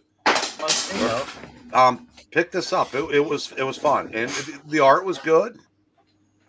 And like I said, very enjoyable. Glad I stuck with this. Holy 3D Batman. Well, number 1, and okay, all right, legitimately good. And legitimately good book from DC this week, Green Arrow. Yeah, good story, good art. I think of the 3 books Joshua Williams is doing right now, I think Green Arrow is the best. It's probably the best of the 3. I mean, I like Superman a lot, but I think this one, I think he just kind of gets this a little bit better. Again, when he's not trying to write events, I like his writing. And this, Megan, when you're talking about, I mentioned something about poor art. You said, yeah, but for 2023, this art can hang in any year. And that's not... Who's the artist? Sean Isaac. Thank you. I couldn't have told you that at gunpoint. I just know it's good. It kind of has a little bit of kind of reminds me a little bit of Paul Pelletier. I could see that, maybe with a little bit of Todd Knock too. I'm not a Todd Knock fan unless he's doing something that's very kid friendly. That art isn't really.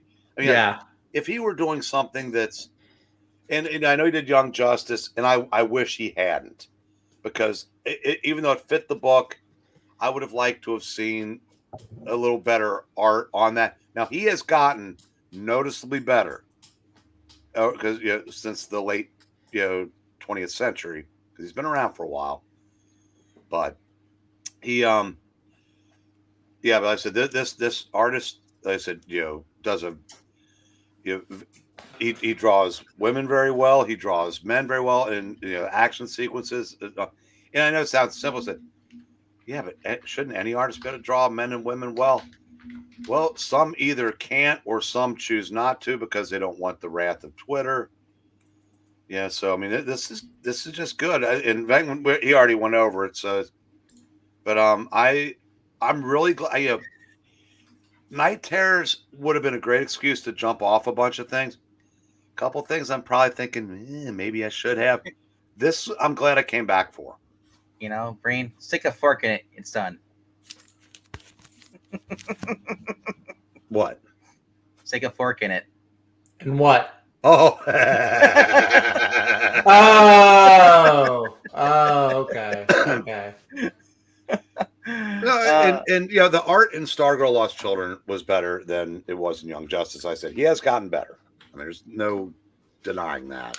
Yeah, but then he's also doing the art for that Magneto miniseries that Marvel is doing, and it just looks weird seeing him draw grown-ups. I don't know. That's just it. I mean, he's done that before, and I say he's not that's not serious superhero fare is not his forte. For whatever how you pronounce it. Yeah, you said it right. You had it right. Good job, sometimes artists surprise you when you actually have someone actually improves their work. That was Mike Deodato, the colorist. Actually, he basically said, "No more dark art for you. We're going to brighten up here because of the Flash." So I don't think that I didn't think that was that good for him. And I've seen him before the shadows took over his art. Yeah. I thought his art on was it Red Zone, that AWA series?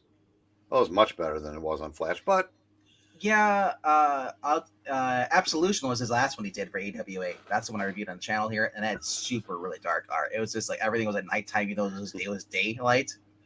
But Red Zone was the one you're talking about. That's the one with the spy one. Yeah.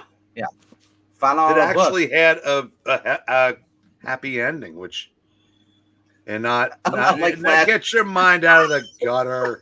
Unlike Flash, not like all the women are having in that godforsaken.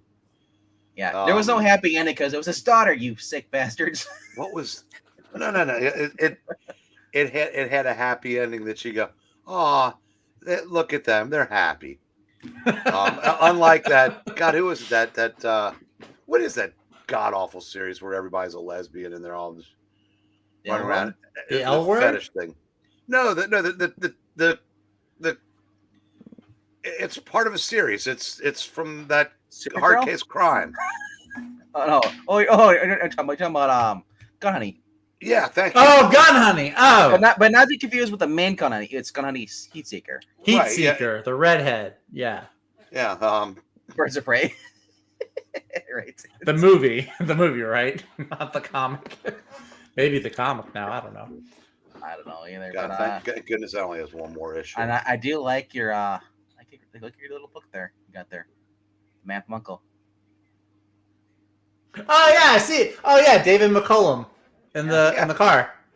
I sent that picture. Yeah, I said I literally this old couple that, and when I'm saying old, I'm not kidding. Probably mid-80s. Oh wow. Breen felt like a boy. And they didn't want to throw their records away, so they brought them in and gave them to us. I said, if you want to wait for a second, I'll go out and help you bring them in. But I was ringing up a cute girl who was flirting, since she's buying something for her dad, who I just by looking at her could tell I was probably at least 10 years older than. So it's like, thank you for the flattery, even though I know you didn't mean it. Anyway, they keep bringing stuff in, and then I go, do you have more stuff out there? We go, no, it's the last one. I go, perfect timing. And unfortunately, I feel like a woman would step into your house and she'd see all the comic and sports stuff, and she'd like, nope, just go anyway. They don't even get that close, unfortunately. But anyway, Shotgun. I pulled that out. I go, because I've been watching Man from Uncle's because of those files Venkman gave me, and apparently legal files. Yes, his obituary was hitting social media as I'm pulling it out of the crate. Dang! Literally, the next thing I see, Dave McCallum dead at 90. Sheesh! I forgot it was actually him when I because when I used to go to dinner with my friend, we'd stop at it was a restaurant, and it would always be late night, and they had Criminal Minds on Bones. Well, he's in neither of those. He's I know, but I'm saying they have all shows like that shit. There's a difference. CSI. Yeah. Oh yeah. NCIS is fun. And I didn't recognize him with the little bow tie. I didn't realize that he was the Ducky guy was actually him from Yeah.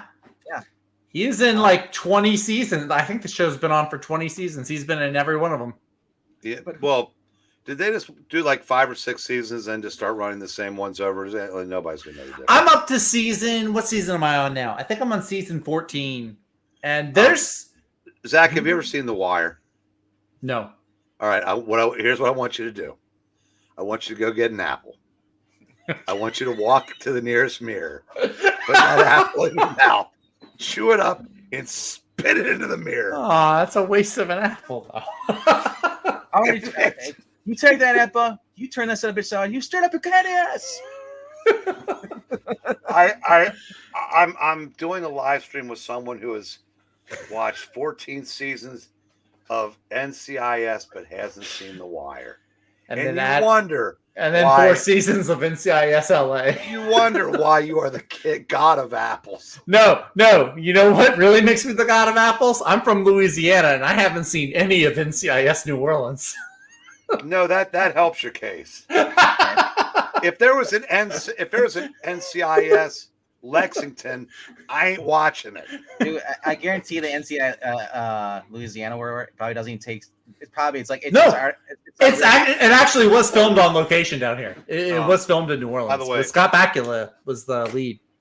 Vangman, he may have terrible taste in TV, but he is younger and better looking. So, is time he to though? switch the screens. Yes, he's younger, but is he?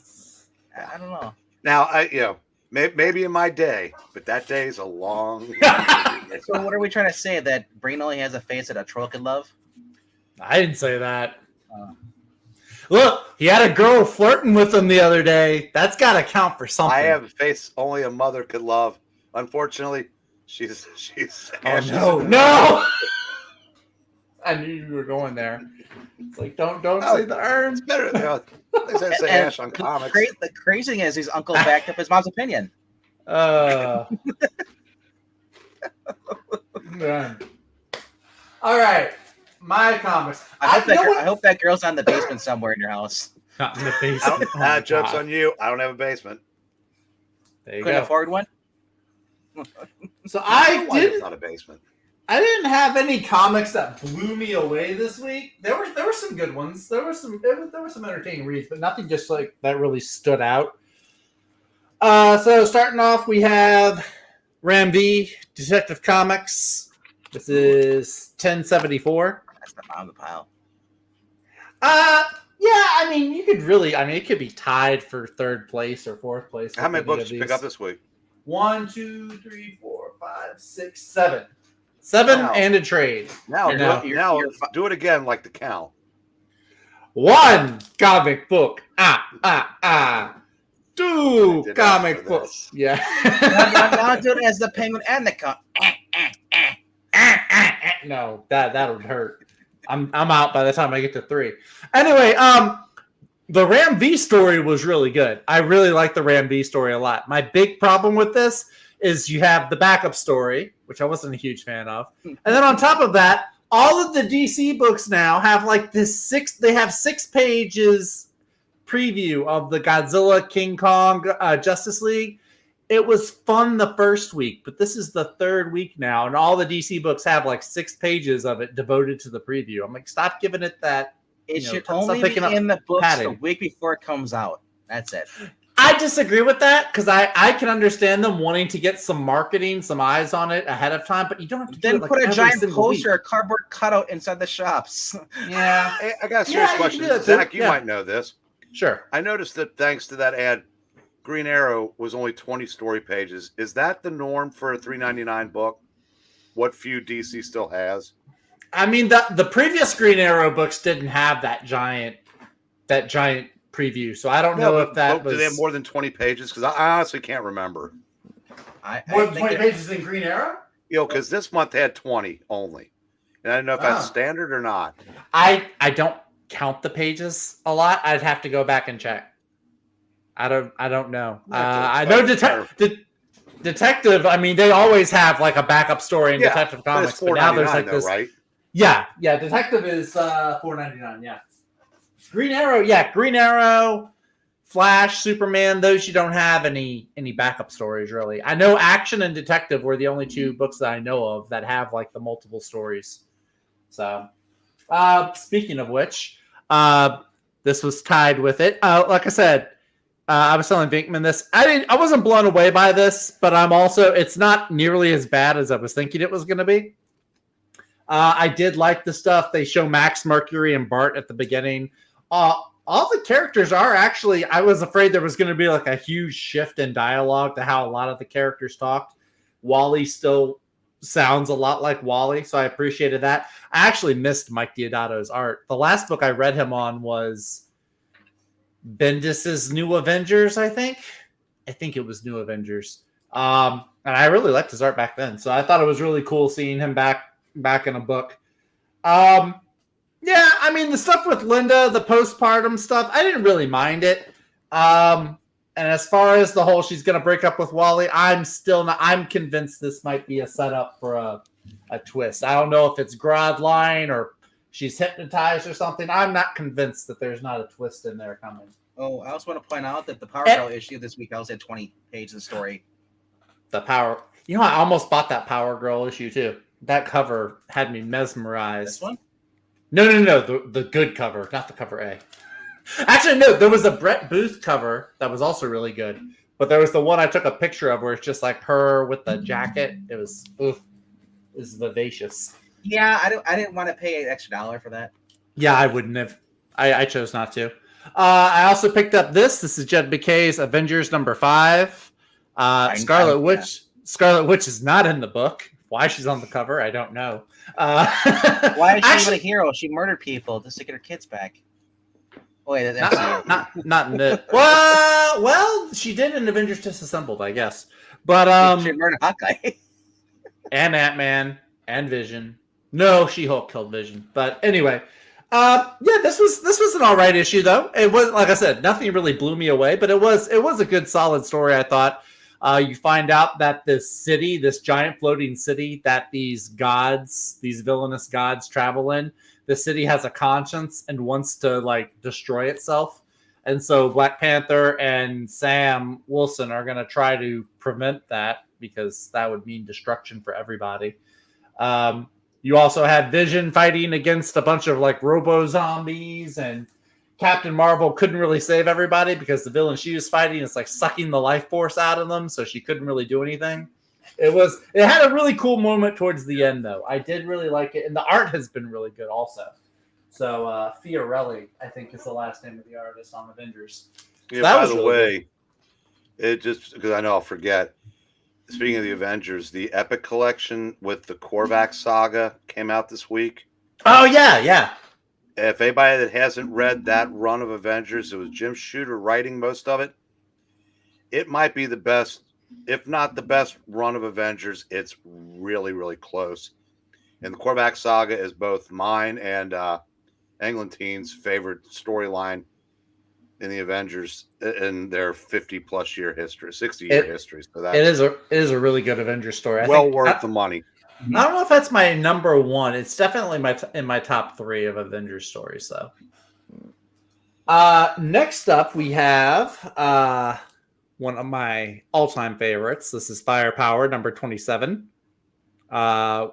Really cool development here. We have 3 issues to go until the story wraps up, and so this one kind of kicks things into gear. Some really cool scenes in here with Owen and his family. If you read the last issue, you know there was a little bit of a change up with one of his family members, so it was kind of cool to see that. And I'm kind of happy to see that they're getting off their butt and actually going to round 2 with the giant dragon that's over Chicago. So really, really cool. And of course, Chris Samney's art is just chef's kiss in everything he draws. All right. Then we got Jonathan Hickman's finale of the 4-issue Ultimate Invasion. We're going back to the Ultimate Line reintroduction series. I don't know what you want to call it. This was pretty good. It wasn't as huge and flashy as other final finales of his stories have been, but I felt it was a solid ending and a good like little segue into like when we get, the big Ultimate Universe number 1 in a couple of months. Brian Hitch's art was really good. Huge battle scenes in here looked really awesome. The little twist, I know RDV. Did you read this thing, Mike? I read it, but I didn't really understand most of it. It was kind of weird. It's just too much information. Well, I know you'll be happy with what they decide to do with that continuity of Iron Man. Why is Donny Case credited on there? Maybe he had the idea. Maybe he had some ideas that they used. Was he supposed to be working on the book there? Or is he Maybe. a spin-off? Maybe he was supposed to before he had to check out a Marvel for a while. Because he was involved in a lot of titles, so maybe he was.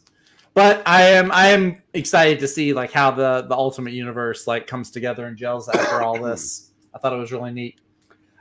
Next up, number 2, the other Robert Kirkman book, Void Rivals number 4. We get a cool cameo from somebody. I won't say who. We already did. We showed them off. Oh, way to go. Okay. A certain Decepticon, for no reason that I could tell pertaining to the story. Like, it didn't have anything to do with the main story. But it was fun to see, though. Anyway, yeah.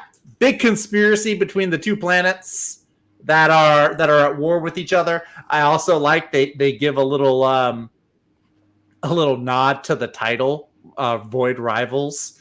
There's like a little line in there between the two pilots. He's like, "Oh, we're not enemies. We're more like rivals." I was like, "Oh, you mean like Void Rivals, Mr. Kirkman?" But yeah, that last page or two, I kind of saw coming, but didn't entirely. So really neat. I'm looking forward to see how that conspiracy deepens, if it does deepen. I think it will. And then my number 1 book this week, also in addition to Eric Breen, Green Arrow was a really solid book. The stuff where it flashes back between Ollie and Hal's friendship, all the stuff with Parallax and Roy and Dinah. I will say I was a little bummed out. The surprise guest female appearance wasn't who I thought or was expecting it was going to be. I guess it kind of makes sense who they chose to go with. I was thinking it was going to be Mia Dearden, the second Speedy. It was somebody else, though. It was kind of fun seeing a whole bunch of different Green Arrow rogues kind of in the same place at one point in the story. But yeah, overall, this is really fun. I don't know if I would put Superman above Green Arrow, but I mean they are really close. I do love Green Arrow. He is one of my favorite DC heroes. So I do like seeing him being written competently is the better word, I suppose. And then I also picked up a trade this week. Mark Millar got me curious about this one character in Big Game number 3. I don't know if he'll be able to do anything after Big Game, but I did go and I did find this is book 1 of Huck from Mark Millar and Raphael Albuquerque. And this was the character that they had at the very beginning of Big Game issue number 3. Seems like a very wholesome, good old American boy with superpowers. I don't know. I haven't really gotten to read through it yet, so I'm hoping to read through it this weekend. So they said it was the feel-good comic of the year, and it's got all the star ratings and 10 out of 10s for whatever that's worth. So yeah, looking forward to reading through that. But that is it. That is all I got for this week. What will we have next? And I am the only one with the face on here. So hi, Aloise. How are you? I'm going to just read the chat. I think next week will also be a big week for my pull list as well. I'll have to whittle it down. Oh, Aloise here. I got to turn my camera on and say hello. Probably a new person. Aloise, thank you for all the shout outs on Twitter. Same with Jay, if you're still here too. Most of you guys have been sharing out the stream. I was about to say, I know you, me, and Jay were just blowing up the DM channel yesterday.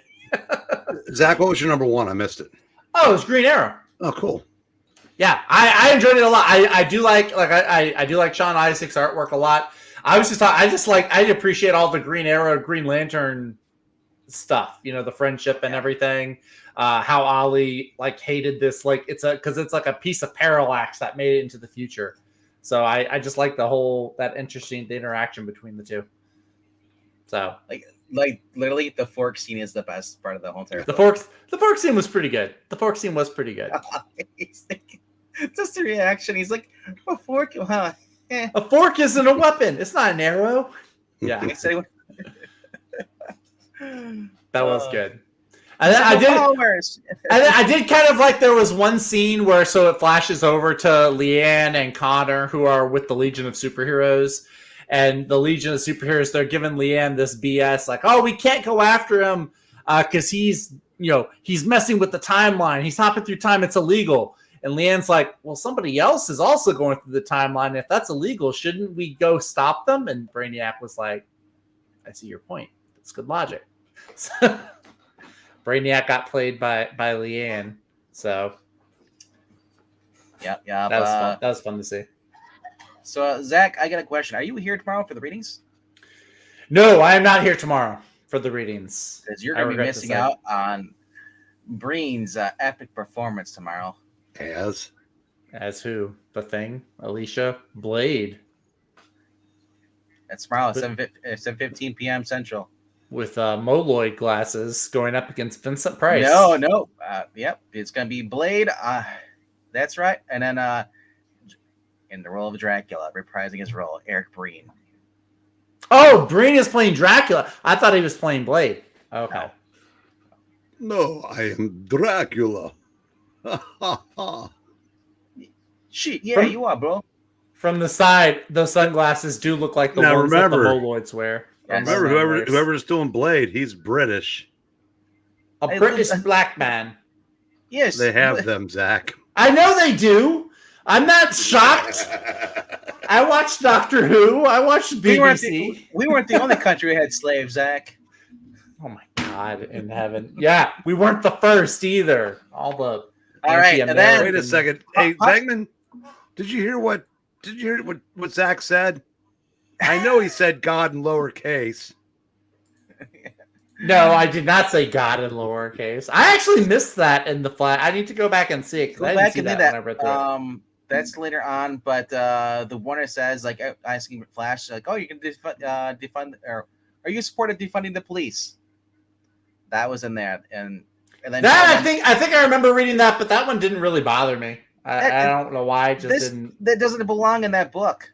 It hasn't been that book for almost 100 or issues, at least more. If any of that crap in there, that's your Batman. Me. That's your John Kent crap. But anyway, following up into this at 8:30 tomorrow night. Oh, more speed. Wait, I'm pretty sure we read this one. Wait a second, and you realize that is literally coming in the middle of a movie, because this is one of my favorite storylines of all time. But it begins in Marvel Premiere 29. Well, or Invaders. We'll be reading out of order. Apparently, we will be. I'm fairly sure we read. And wait a second. Why the hell are we doing another annual? I don't have 2 hours. Yeah, you have to stop picking king size annuals after last time. Not that I'm giving the people what they want. Who wants this? If you are in the chat and this is what you want, speak now. No, I'm gonna say something in all seriousness. I mean, you might want to save this for a week where we have Zach and Rod and as many readers, because there's a lot of characters with a lot of lines in that. Actually, the only characters in that have lines are the ones you saw on the thing. You have the Invaders, and then Fantastic Four. Fantastic Four. There's 5 Invaders. There's 2 Germans. A couple of Germans. So, I mean, I'm saying, and plus the problem is that we never have a full cast on Sunday. Zach's never there on a Sunday, so Rod's never going to be there on a Friday either. Well, we don't have. Do we have Pixel tomorrow night? We don't have Pixel. So we don't have Pixel, Zach, or Rod. Trusty and Rug.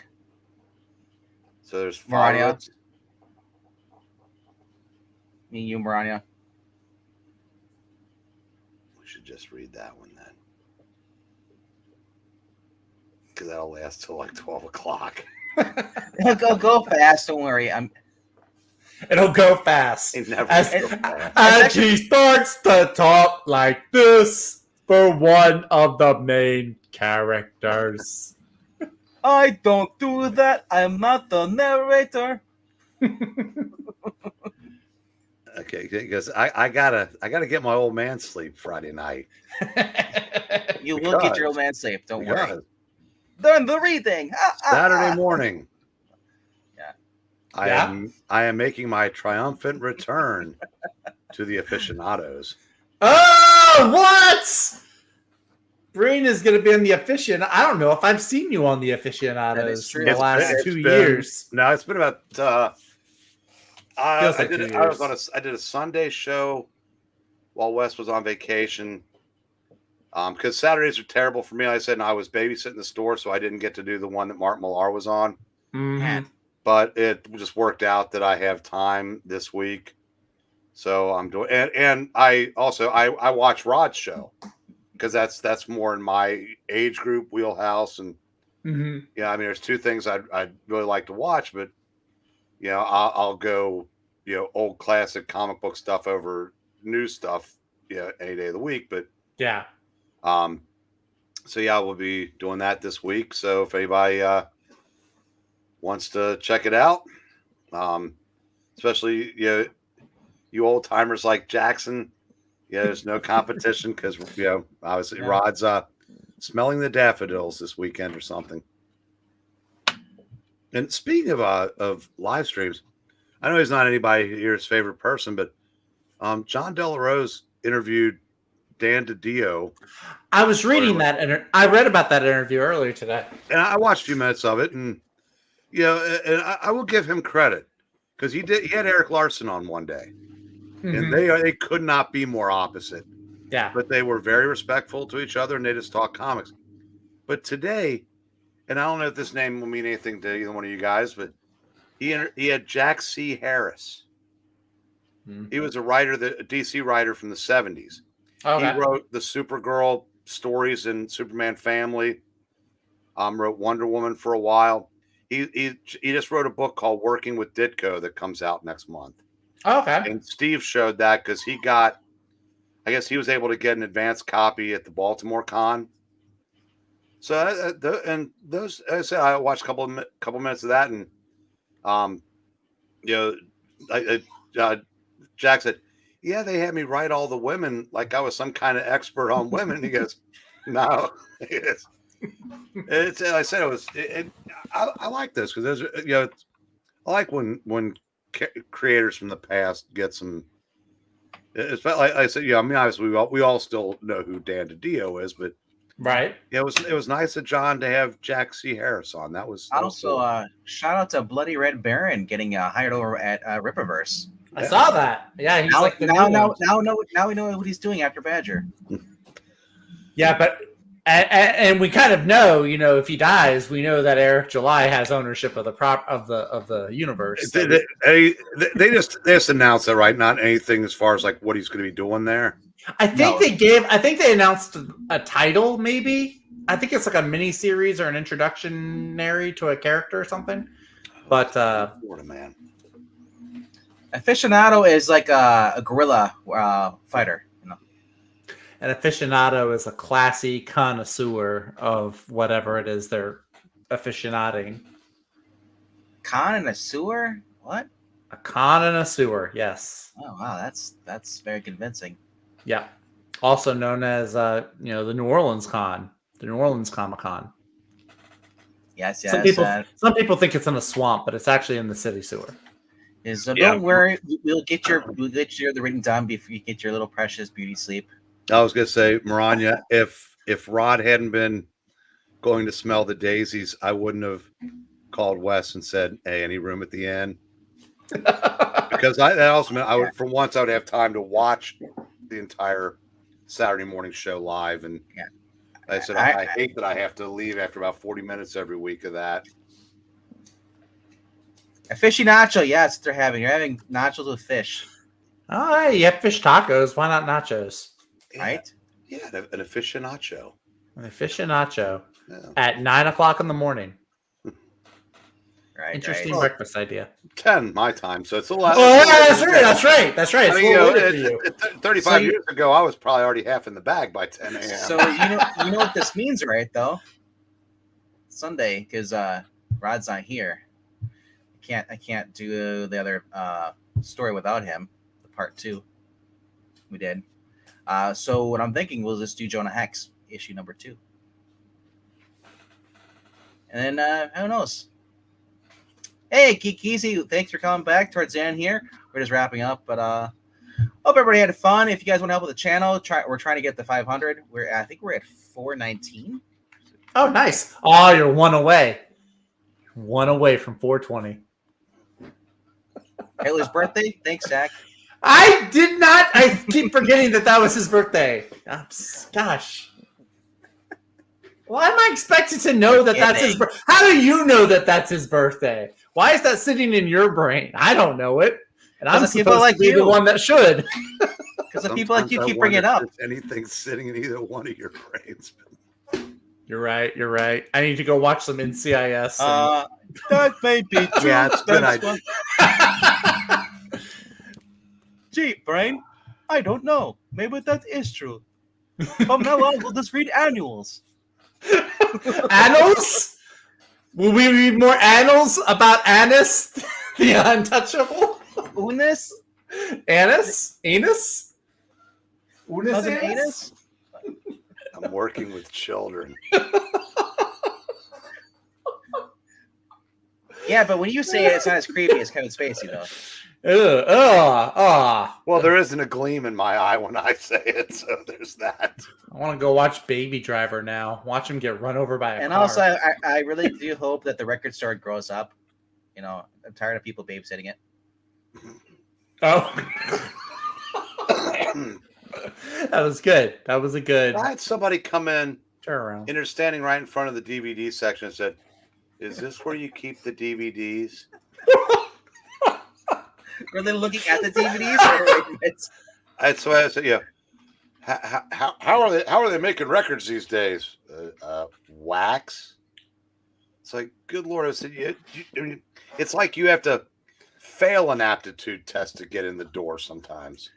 Yeah. I think unless you're being like he's being like, it doesn't make sense why you'd be selling records when everything's digital. How are they able to keep up with the business? Of No, records? he was trying to act smart, but he was dumber than fuck. My It was, sister I've was been backhanded. coming in these stores for 30 years, and whenever someone says that, you know they could have Confederate money in their wallets. You ain't going to see any of it. Was it triple masked? No, just really stupid. Oh, all right. There's a whole section of Clerks about that. I was saying, my sister's really big into vinyls and records. She always goes. Wait, Zach? Yes. Said record. Never pluralize vinyl. Never plural. Oh, okay. It's just vinyl. Right, because that outs you is. I'm not the one buying them. My sister Doesn't is matter. the one. That's how you. It's a dead giveaway. Okay, now I know. Now, if I want to sound cool, I'll just say It's vinyl. not even sounds cool. If you want to sound like you've bought a record in your life Okay. and didn't start buying them because the kids decided it was cool about 10 years ago, and thank God they did, or we'd all be out of business. But that's beside the point. I'm serious. Now Kids spell the word vinyl. They'll pay $30 for a record. They wouldn't give you 30 cents for the same thing on CD. Because that's 30 cents more than it would cost them to download it for free. Right, yeah. But they like it. But there's something about it's records have they have an uncompressed sound. That's a debate, back and forth whether or not because I can't tell the difference, but my hearing's not that acute anyway. But there's a collectability thing. It's like there's some kind of cachet in being seen with a cool turntable in your place with some records, and the CDs had that cachet in 1989 because they were phasing out the cassettes. Now cassettes are considered cooler than CDs. I must say cassettes are starting to. I know with Guardians of the Galaxy, they're bringing back the cassettes. Yeah. Well, now that kids realize, wait, I can just record stuff off a radio. Use a good cassette player. Yeah, and I can copy. I can copy from cassette to cassette. I remember doing that in the late 80s. That was me in the 90s. I was like, I'm a little Panasonic. I'm like, come on, Casey, give me the song I want. And I hit record. I used to sit in front of the TV set and I would record the audio of the shows I watched. I mean, Night Stalker episodes with just the sound. I did that with when I was young. 1974. I mean, I did that. I had one of those Fisher video recorders. Do you remember those little Fisher Price ones? The white and the blue microphone. You could hold up, record stuff. Oh yeah, I remember those. Yeah, I was recording because I didn't know. I was recording what's it called? Nightmare Before Christmas on that. I made myself a little cassette tape with the songs. Yeah. Wow. Yeah. Once again, Zach, you are the ratings. We Why? weren't even sniffing double digits till you got here. We were at 6. We went up to 8, and then we dropped on to 5. Where are we at We were now? going one Oh. person watching. Honestly, I was That's looking at on this channel. Our unique viewers, people that is 1,000 people. There's at least 1,000 people. They keep coming back and watching our stuff. But only 419 of them are subscribed. If you're one of those extra 500 something and you haven't subscribed, what's your excuse, sir or ma'am? Or them? If They, you them. identify They, as a, them. if you identify as a mob. What's your damage? Why does Insert. G not like our content? Or why are we not fit for a subscription? But anyway. Wait a second. Kikizi has subbed. That's we're gonna know that way or not. Oh, now I want Subway. Subways are closed. So you mean Subway? Subway. That's what they call it in Germany. The Subway. Wait a second. What you're in the mood for a sub, and you would go to Subway before Jersey Mike's? We don't have a Jersey Mike's around here. We have Subway and we have Jimmy John's. We don't have Quiz. Okay, we don't have. why? We They don't don't have a Jersey Mike. We don't have Quiznos. There's a reason you don't have a Jersey Mike there, because you guys aren't cool. No, we have Jimmy John's, and Jimmy John's is amazing. Really? I like it. I like it a lot. Blows. Really? I don't That like. blows you away. It blows.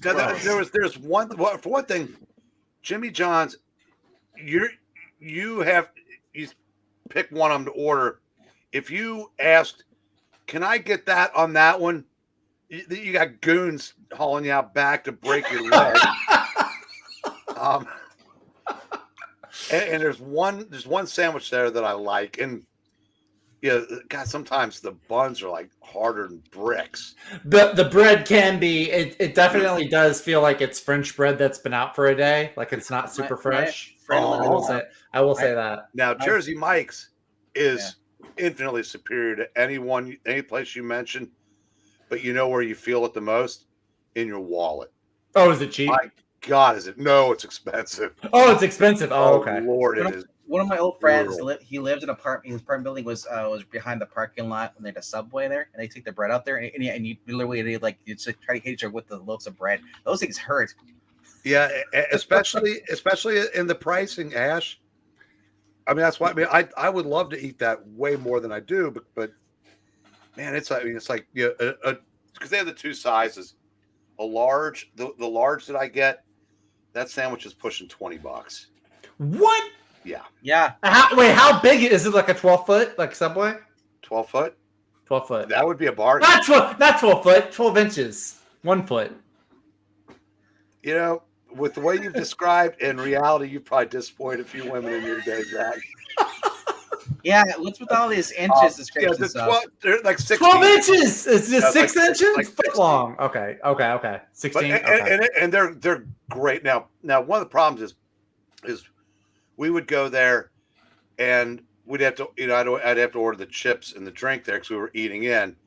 And I had one of my Subways one of the Jersey Mike's end up like $27 after the chips, because I would get a bag that I could get 2 meals out of, and a soft drink, and the large, it was like $26, $27, and that's insane, but yeah, it's damn good. I mean, there's no way around we it. We have a place called Cousins here, and they give out the 15-inch subs. Nice. They're pretty decent price. Okay. $8, $8. See, I like Quiznos, but we don't have any Quiznos around us. We had a Quiznos, and I used to always go for Quiznos because they had it was like a bacon. I forget what it was. Because they toast all the sandwiches. Like Subway will toast them too, but Quiznos was always better. But yeah, they had one around here, but it closed up like 4 or 5 years ago. Does Quiznos exist anymore? I don't know. I never see them anywhere. Because we had one in our area. It's gone. Yeah, it's crazy. I like them. I'm sorry, but Mariko Tamaki entered the chat way like about an hour ago, bro. She was in the comic book I was reading. I know. Now I'm hungry. Right?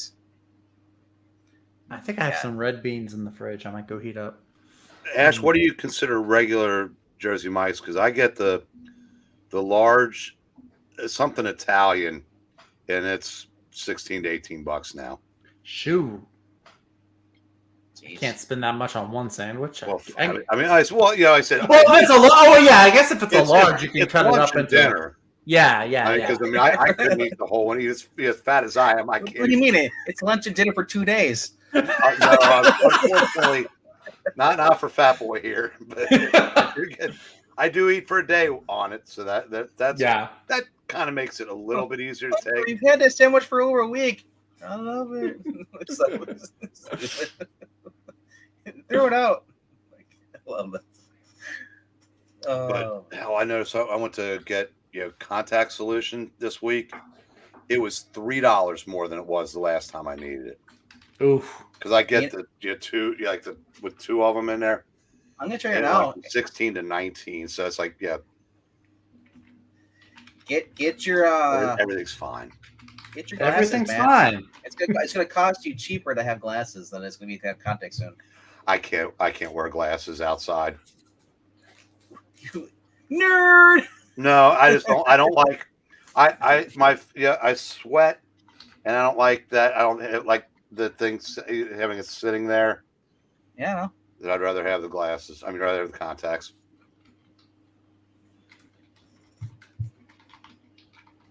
Maybe Ash says, "Get some glasses." No, I wear glasses at night. I mean, I'll take them off. Because hell, I'd be lucky if I take my contacts out, and I have to go from the bathroom to the bedroom, which is connected. I'd still be tripping over things without if I didn't have glasses to. Would you get the one with the librarian chains? No. But I have about 5 inches of clear vision without some kind of corrective lenses. Only 5 inches. Which is like 7 feet in Zach.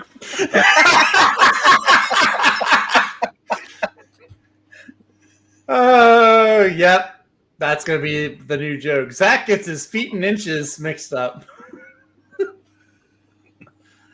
It's like dog There's years. so many jokes I can make. There's a ton. There are a ton. I because you're my friend, I'll save the better jokes for next stream.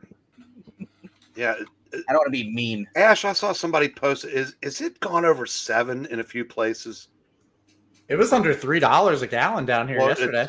I said it's mid 6s at least in California now. Oh, I believe. Oh no, I do know that because I saw Ash. I saw another guy. He lives in San Diego and he filled up his tank. I think he said he put like 16 or 17 gallons of gas in his tank, and it was like $90 something. You did not see another guy. You only saw one guy because we've never seen Ash. No, but he lives in San Diego, and I know Ash lives near San Diego. No, we only have his word for that now. Yeah, that's true. That's true. We only have his word that he's a real person and not a sophisticated AI. He could live in, Los Angeles or San Francisco or something. It's the AI that has his picky extended all the time. Maranya, I've never had any complaints from my dates. Right? Well, I did have one. They said, Zach, you were going to be here at 9. What happened? Our reading ran 2 hours long. But I'm sure she understood. No, that's a joke. That was a joke. I was gonna say it's probably longer than she's paid attention to you. Oh, zinger. It's okay. No, Geek Easy. My dates are not a Speaking hand. of which, I They're not hear that Breen AI. can't make it tomorrow because he's got a hot date now. Breen can't make it tomorrow? No, Yeah, you can't make it tomorrow. Oh, me. Oh, you said Breen. You didn't say me. No, Breen met that girl. Yeah. Oh, that. Now, Zach, Yes. Tell us about this young lady. Oh no, I'm not seeing her tomorrow night. I can't be here tomorrow because I'm going to be working. Tell us about this young man. I'm going, young man, myself. I work with you, feeling but I can't see her either. Thankfully, we're a very flat state, so there's nowhere to fall and go. Ah! Wait, is that talking about the girl or the state? The state of Louisiana. I can't fall and go. Ah! You can't if a gator gets you. Ah! No, they drag you under the water. Your voice gets muffled by the swamp water. Those things run on land, dude. They're not always in the water. That's true. You know what? This is off topic. I'm sure everybody's really interested in this. My 12 people community, are watching right now.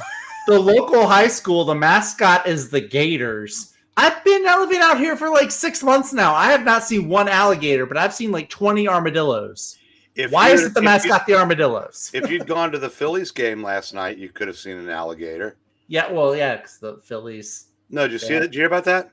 No, Some isn't the guy mascot an tried to alligator? bring an Oh, no. alligator into the stadium as a support animal. I saw that headline. I thought it was clickbait. Wait, I skipped it. was it Stallone? Because he has an alligator. No, It was a support gator, right? Like people have support dogs. you know That's what they're called, crazy. support animals, or Yeah, something like that. Yeah. Yeah, it's crazy. Well, Why would you have that? Ash says he likes dates, but they're expensive. Well, shop around another grocery store. You might be able to buy some. It depends. I found out that I don't know if your theater might do this. We have a theater that does like $4 tickets on Tuesdays. Oh, I thought they were talking about the dates. They have girls for dates. No, you can go on a date On the to a dates, movie they have theater, right here. and it's $4 a ticket. So you could go see a movie for like under $9 or under $10. I guess My theater's being torn down because they said it's not doing enough business. Even though it's the cleanest, most well-tamed, well-staffed theater they have. You know, Is it a local or is it part of a chain? It's part. It got bought up by a chain, Oh, and it's apparently it's not bringing up business. They're shutting it out in 2 other theaters. So if I want to go watch a movie now, I got pay overpriced for seats that I don't give a shit about. You know, the recliner seats. I actually like the reclining seats. I fall asleep in them. I don't care what the movie is. like as soon them. as I recline, I'm just like out. This chair is Yeah, deadly. that's That's why if what- I that's start what leaning back, it's like, hey. That's what my dad does. My dad, as soon as he leans back and hits a certain angle, he's out. I have a lounge chair over there that I keep boxes on because if I sit in it, I'm done. Mm-hmm. I can fall if I'm tired. If I can lean back on this and fall asleep in seconds, wish I could do that in when it's time to go to bed. But Right. I do those on other live streams. It's like if I'm not participating, I'm watching a live stream. I usually fall asleep. But I don't care for reclining seats at a movie theater. Defeats the purpose of going there. Yeah, right. And then was it in Korea? They actually have beds now. What? You can private little I like theaters, they have beds. They got a pillow and everything, a blanket. my theater has these awesome reclining seats, and you can pay extra to have a kid sit behind you and kick it throughout the movie. Yikes. See, some of the theaters, one of the theaters by me, they have like the reclining seat, and then the next row up, there's like a barrier or something between the 2 rows. So like they can't kick the back of your seat. They kick the barrier. Ash, I know you don't have the kind of seats, but I also don't have to go to a theater and pay more just for that crappy seat. Or you can go on the day they have matinees or half-price tickets. Yeah, the problem is that You probably would have to be up before noon. so to do the that, theaters though. around me are usually in more of the not so well areas that you want to. Oh, And when okay. where people like to drop their kids off, Yeah. kids that should be in school. Seriously? Oh, okay. Plus, it's funny because like these other theaters are they claim, oh, we're so busy, we're understaffed, that everything is just kind of like disgusting in there. Like you said, as far as the shoe. When I walk and I step in something and my shoe doesn't want to move, but my foot does. Yeah. Yeah, that's true. That's a valid point. I swear, they know the health inspector must be like their dad or something or relative, and like to get a, yeah, it's clean, fine. Anyway, hope you guys had fun tonight. We went a little longer. We could have ended 20 minutes ago, but it was an We could have ended an hour ago. yeah, before you got here, right? Oh wait, was it that late? No, I got here at 9. It was An hour? like when I was. Yeah, we went to it. We were probably done like 49 minutes. I think wasn't it? Yeah. Well, I got here at 9. Yeah, so maybe like I finished showing my books. It might have been like 9:30. Yeah, I know. 9:40. Yeah, whatever. It's all good. I guess trying to so. think. But I mean, for all that, I can just sit at my home. I can watch a movie and recline too. Yeah, but does your And house have? I watch it at my my convenience. But do you have popcorn or candy bars? I don't like popcorn.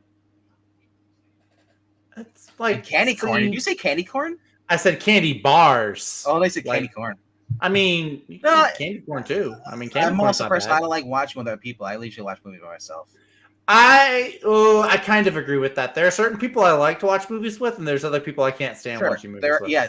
Usually it's other people's kids. I usually find the people that I don't want to watch a movie with. They want to watch. Hey, you want to watch it? It's like That's fair. Subtitles. It's like, That's the thing. If I'm watching with like family or like every time I go to my parents to hang out with my family for movie night, we always have subtitles on now because somebody's going to ask a question or say something during the movie. see, So we always have if I were your dad, I'd be like that. You're banned from movies for weeks. No, see, my dad is the one who falls asleep in movies. We don't have to worry about him. It's Oh, usually yeah. my mom or my brother or something. The person who starts talking is the person who's banned from the family feeling for a while, so they learn their lesson. You've been emancipated. You're Who exiled. says? I don't. It's like that's the word. It's like you always have that one person. I don't get what's going on. Who's this person? It's like, Yeah. shut up. or no, if you're my mom would be like, "Oh, you see that actor? He was in this other thing with this person or this." I person. like that actor. He's a nice man. Mom, he said like 2 lines. He's not that important. She's like, yeah, but that's Tom Hanks' second cousin. He was in all this stuff. You know that random raccoon that's ran behind the alleyway? He was in another movie I liked. Yeah, you show some respect for your mother. Oh, I love my mother. It's because of her, I have that same uncanny quality now. I see an actor and I'd be like, I know 5 other things that guy is in. I can do 6 Degrees of Kevin Bacon with that actor's name. Yeah, but it's not annoying when your mom does it. It depends. it's his mom is like the mom from Big Bang Theory. You just never see her. Howard! No, she doesn't sound like that. Zach, what are you doing? Lick these envelopes. They're not good with stove, Zach. My mom's from Texas. She's not from New Jersey. Sorry. Lick these envelopes, Zach. No, I like that. That's- Yeah, I said I cherish this time now, and I realized that my mom, she raised 3 kids, and I know we were probably tough on her, and so I'd say she's earned her rest. Just like Jackson Royka, you've earned your rest. You don't think you can come back here. You can turn this out. Why does Breen get a free pass? What? He gets to go away? Wait, what? Okay. What? I don't know. I was reading a text. I got We can see that because I said Jackson Roykirk. Oh, Jackson. I see you said Jackson. I heard Zach. I don't know where I was going there. Most of us never do. Yeah, that's true. That's All right. the beauty of being with me on a live Before show this today. turns into another 40-minute goodbye, Actually, I Zach, thank you for getting the joke. I think you're the only one. Which one? When I said my mom's earned her rest. Oh God! Oh. I got it. Now I get it. The bad thing is when you misplace your mom in the garage. That's the problem. I think they found her. Have you seen Mom today? I don't know. I'll find her next week. Don't sneeze. Oh God! Are you vacuuming? No. Don't do it! Don't throw that vacuum bag out.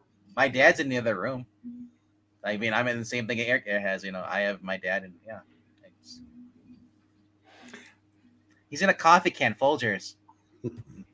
Oh yeah, you've said that before. Yeah. The best part of waking up is getting in your cup.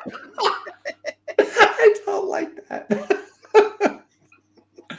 Oh man, if I die, nobody cremate me and put me in a jar or a coffee can. Just like throw me out in the wind somewhere. Zach, we're gonna cremate you and spread your ashes at the Apollo Theater. Joke's on you. I've always wanted to go to New York. When Ash get, or sorry, when Zach gets cream in the ashes, It's gonna be white ashes. He's like, I don't want to be colored.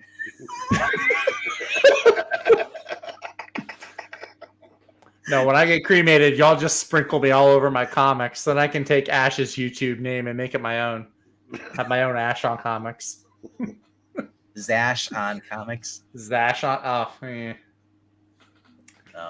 And I know of a funeral joke. That's a pretty good high note. This stream has been dying for the last 40 minutes. only one of us is going towards the light. Not me. And Breen, after this, I'm not complaining. Breen, don't look to the right. It's too bright over there.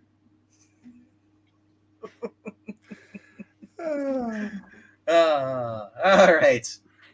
I want to thank you all for showing up. If you haven't already done so, please subscribe. Help us share out the channel.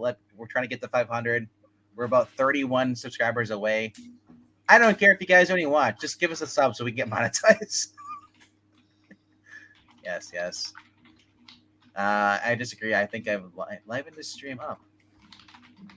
Am I talking about Costco and hot dogs every 5 minutes? I think by talking about funerals and death. I don't know. Waking up with daddy in your cup. I don't know if that's. I don't like the way that's phrased. I don't care for that. Father.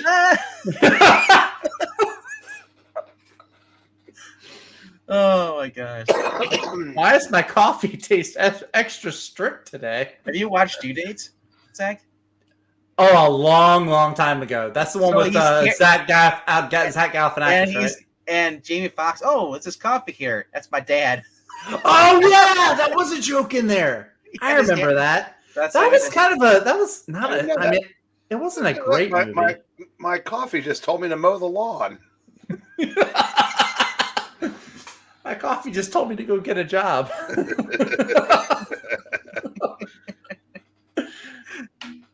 Making ashes up. I see. Oh goodness. Costco dog and soda in SoCal. $1.50. I have had a Costco hot dog. The Costco hot dogs are pretty good. Yeah. Better than the pizza, anyway. You could buy dogs and a soda at Costco. You can buy anything at Costco. Grandma, is that you? You can buy a grandma too. Oh my gosh. I'll just say real quick. The only guy for Costco I remember is Employee of the Month movie with Dane Cook. They had the break room. They had a secret room in the shelving rafters where they all had their little break room behind all the pallets. Yeah. Which no way it would work because it wouldn't. Doesn't sound like it would. Anyway. All right. Yes. End of stream. Take 7.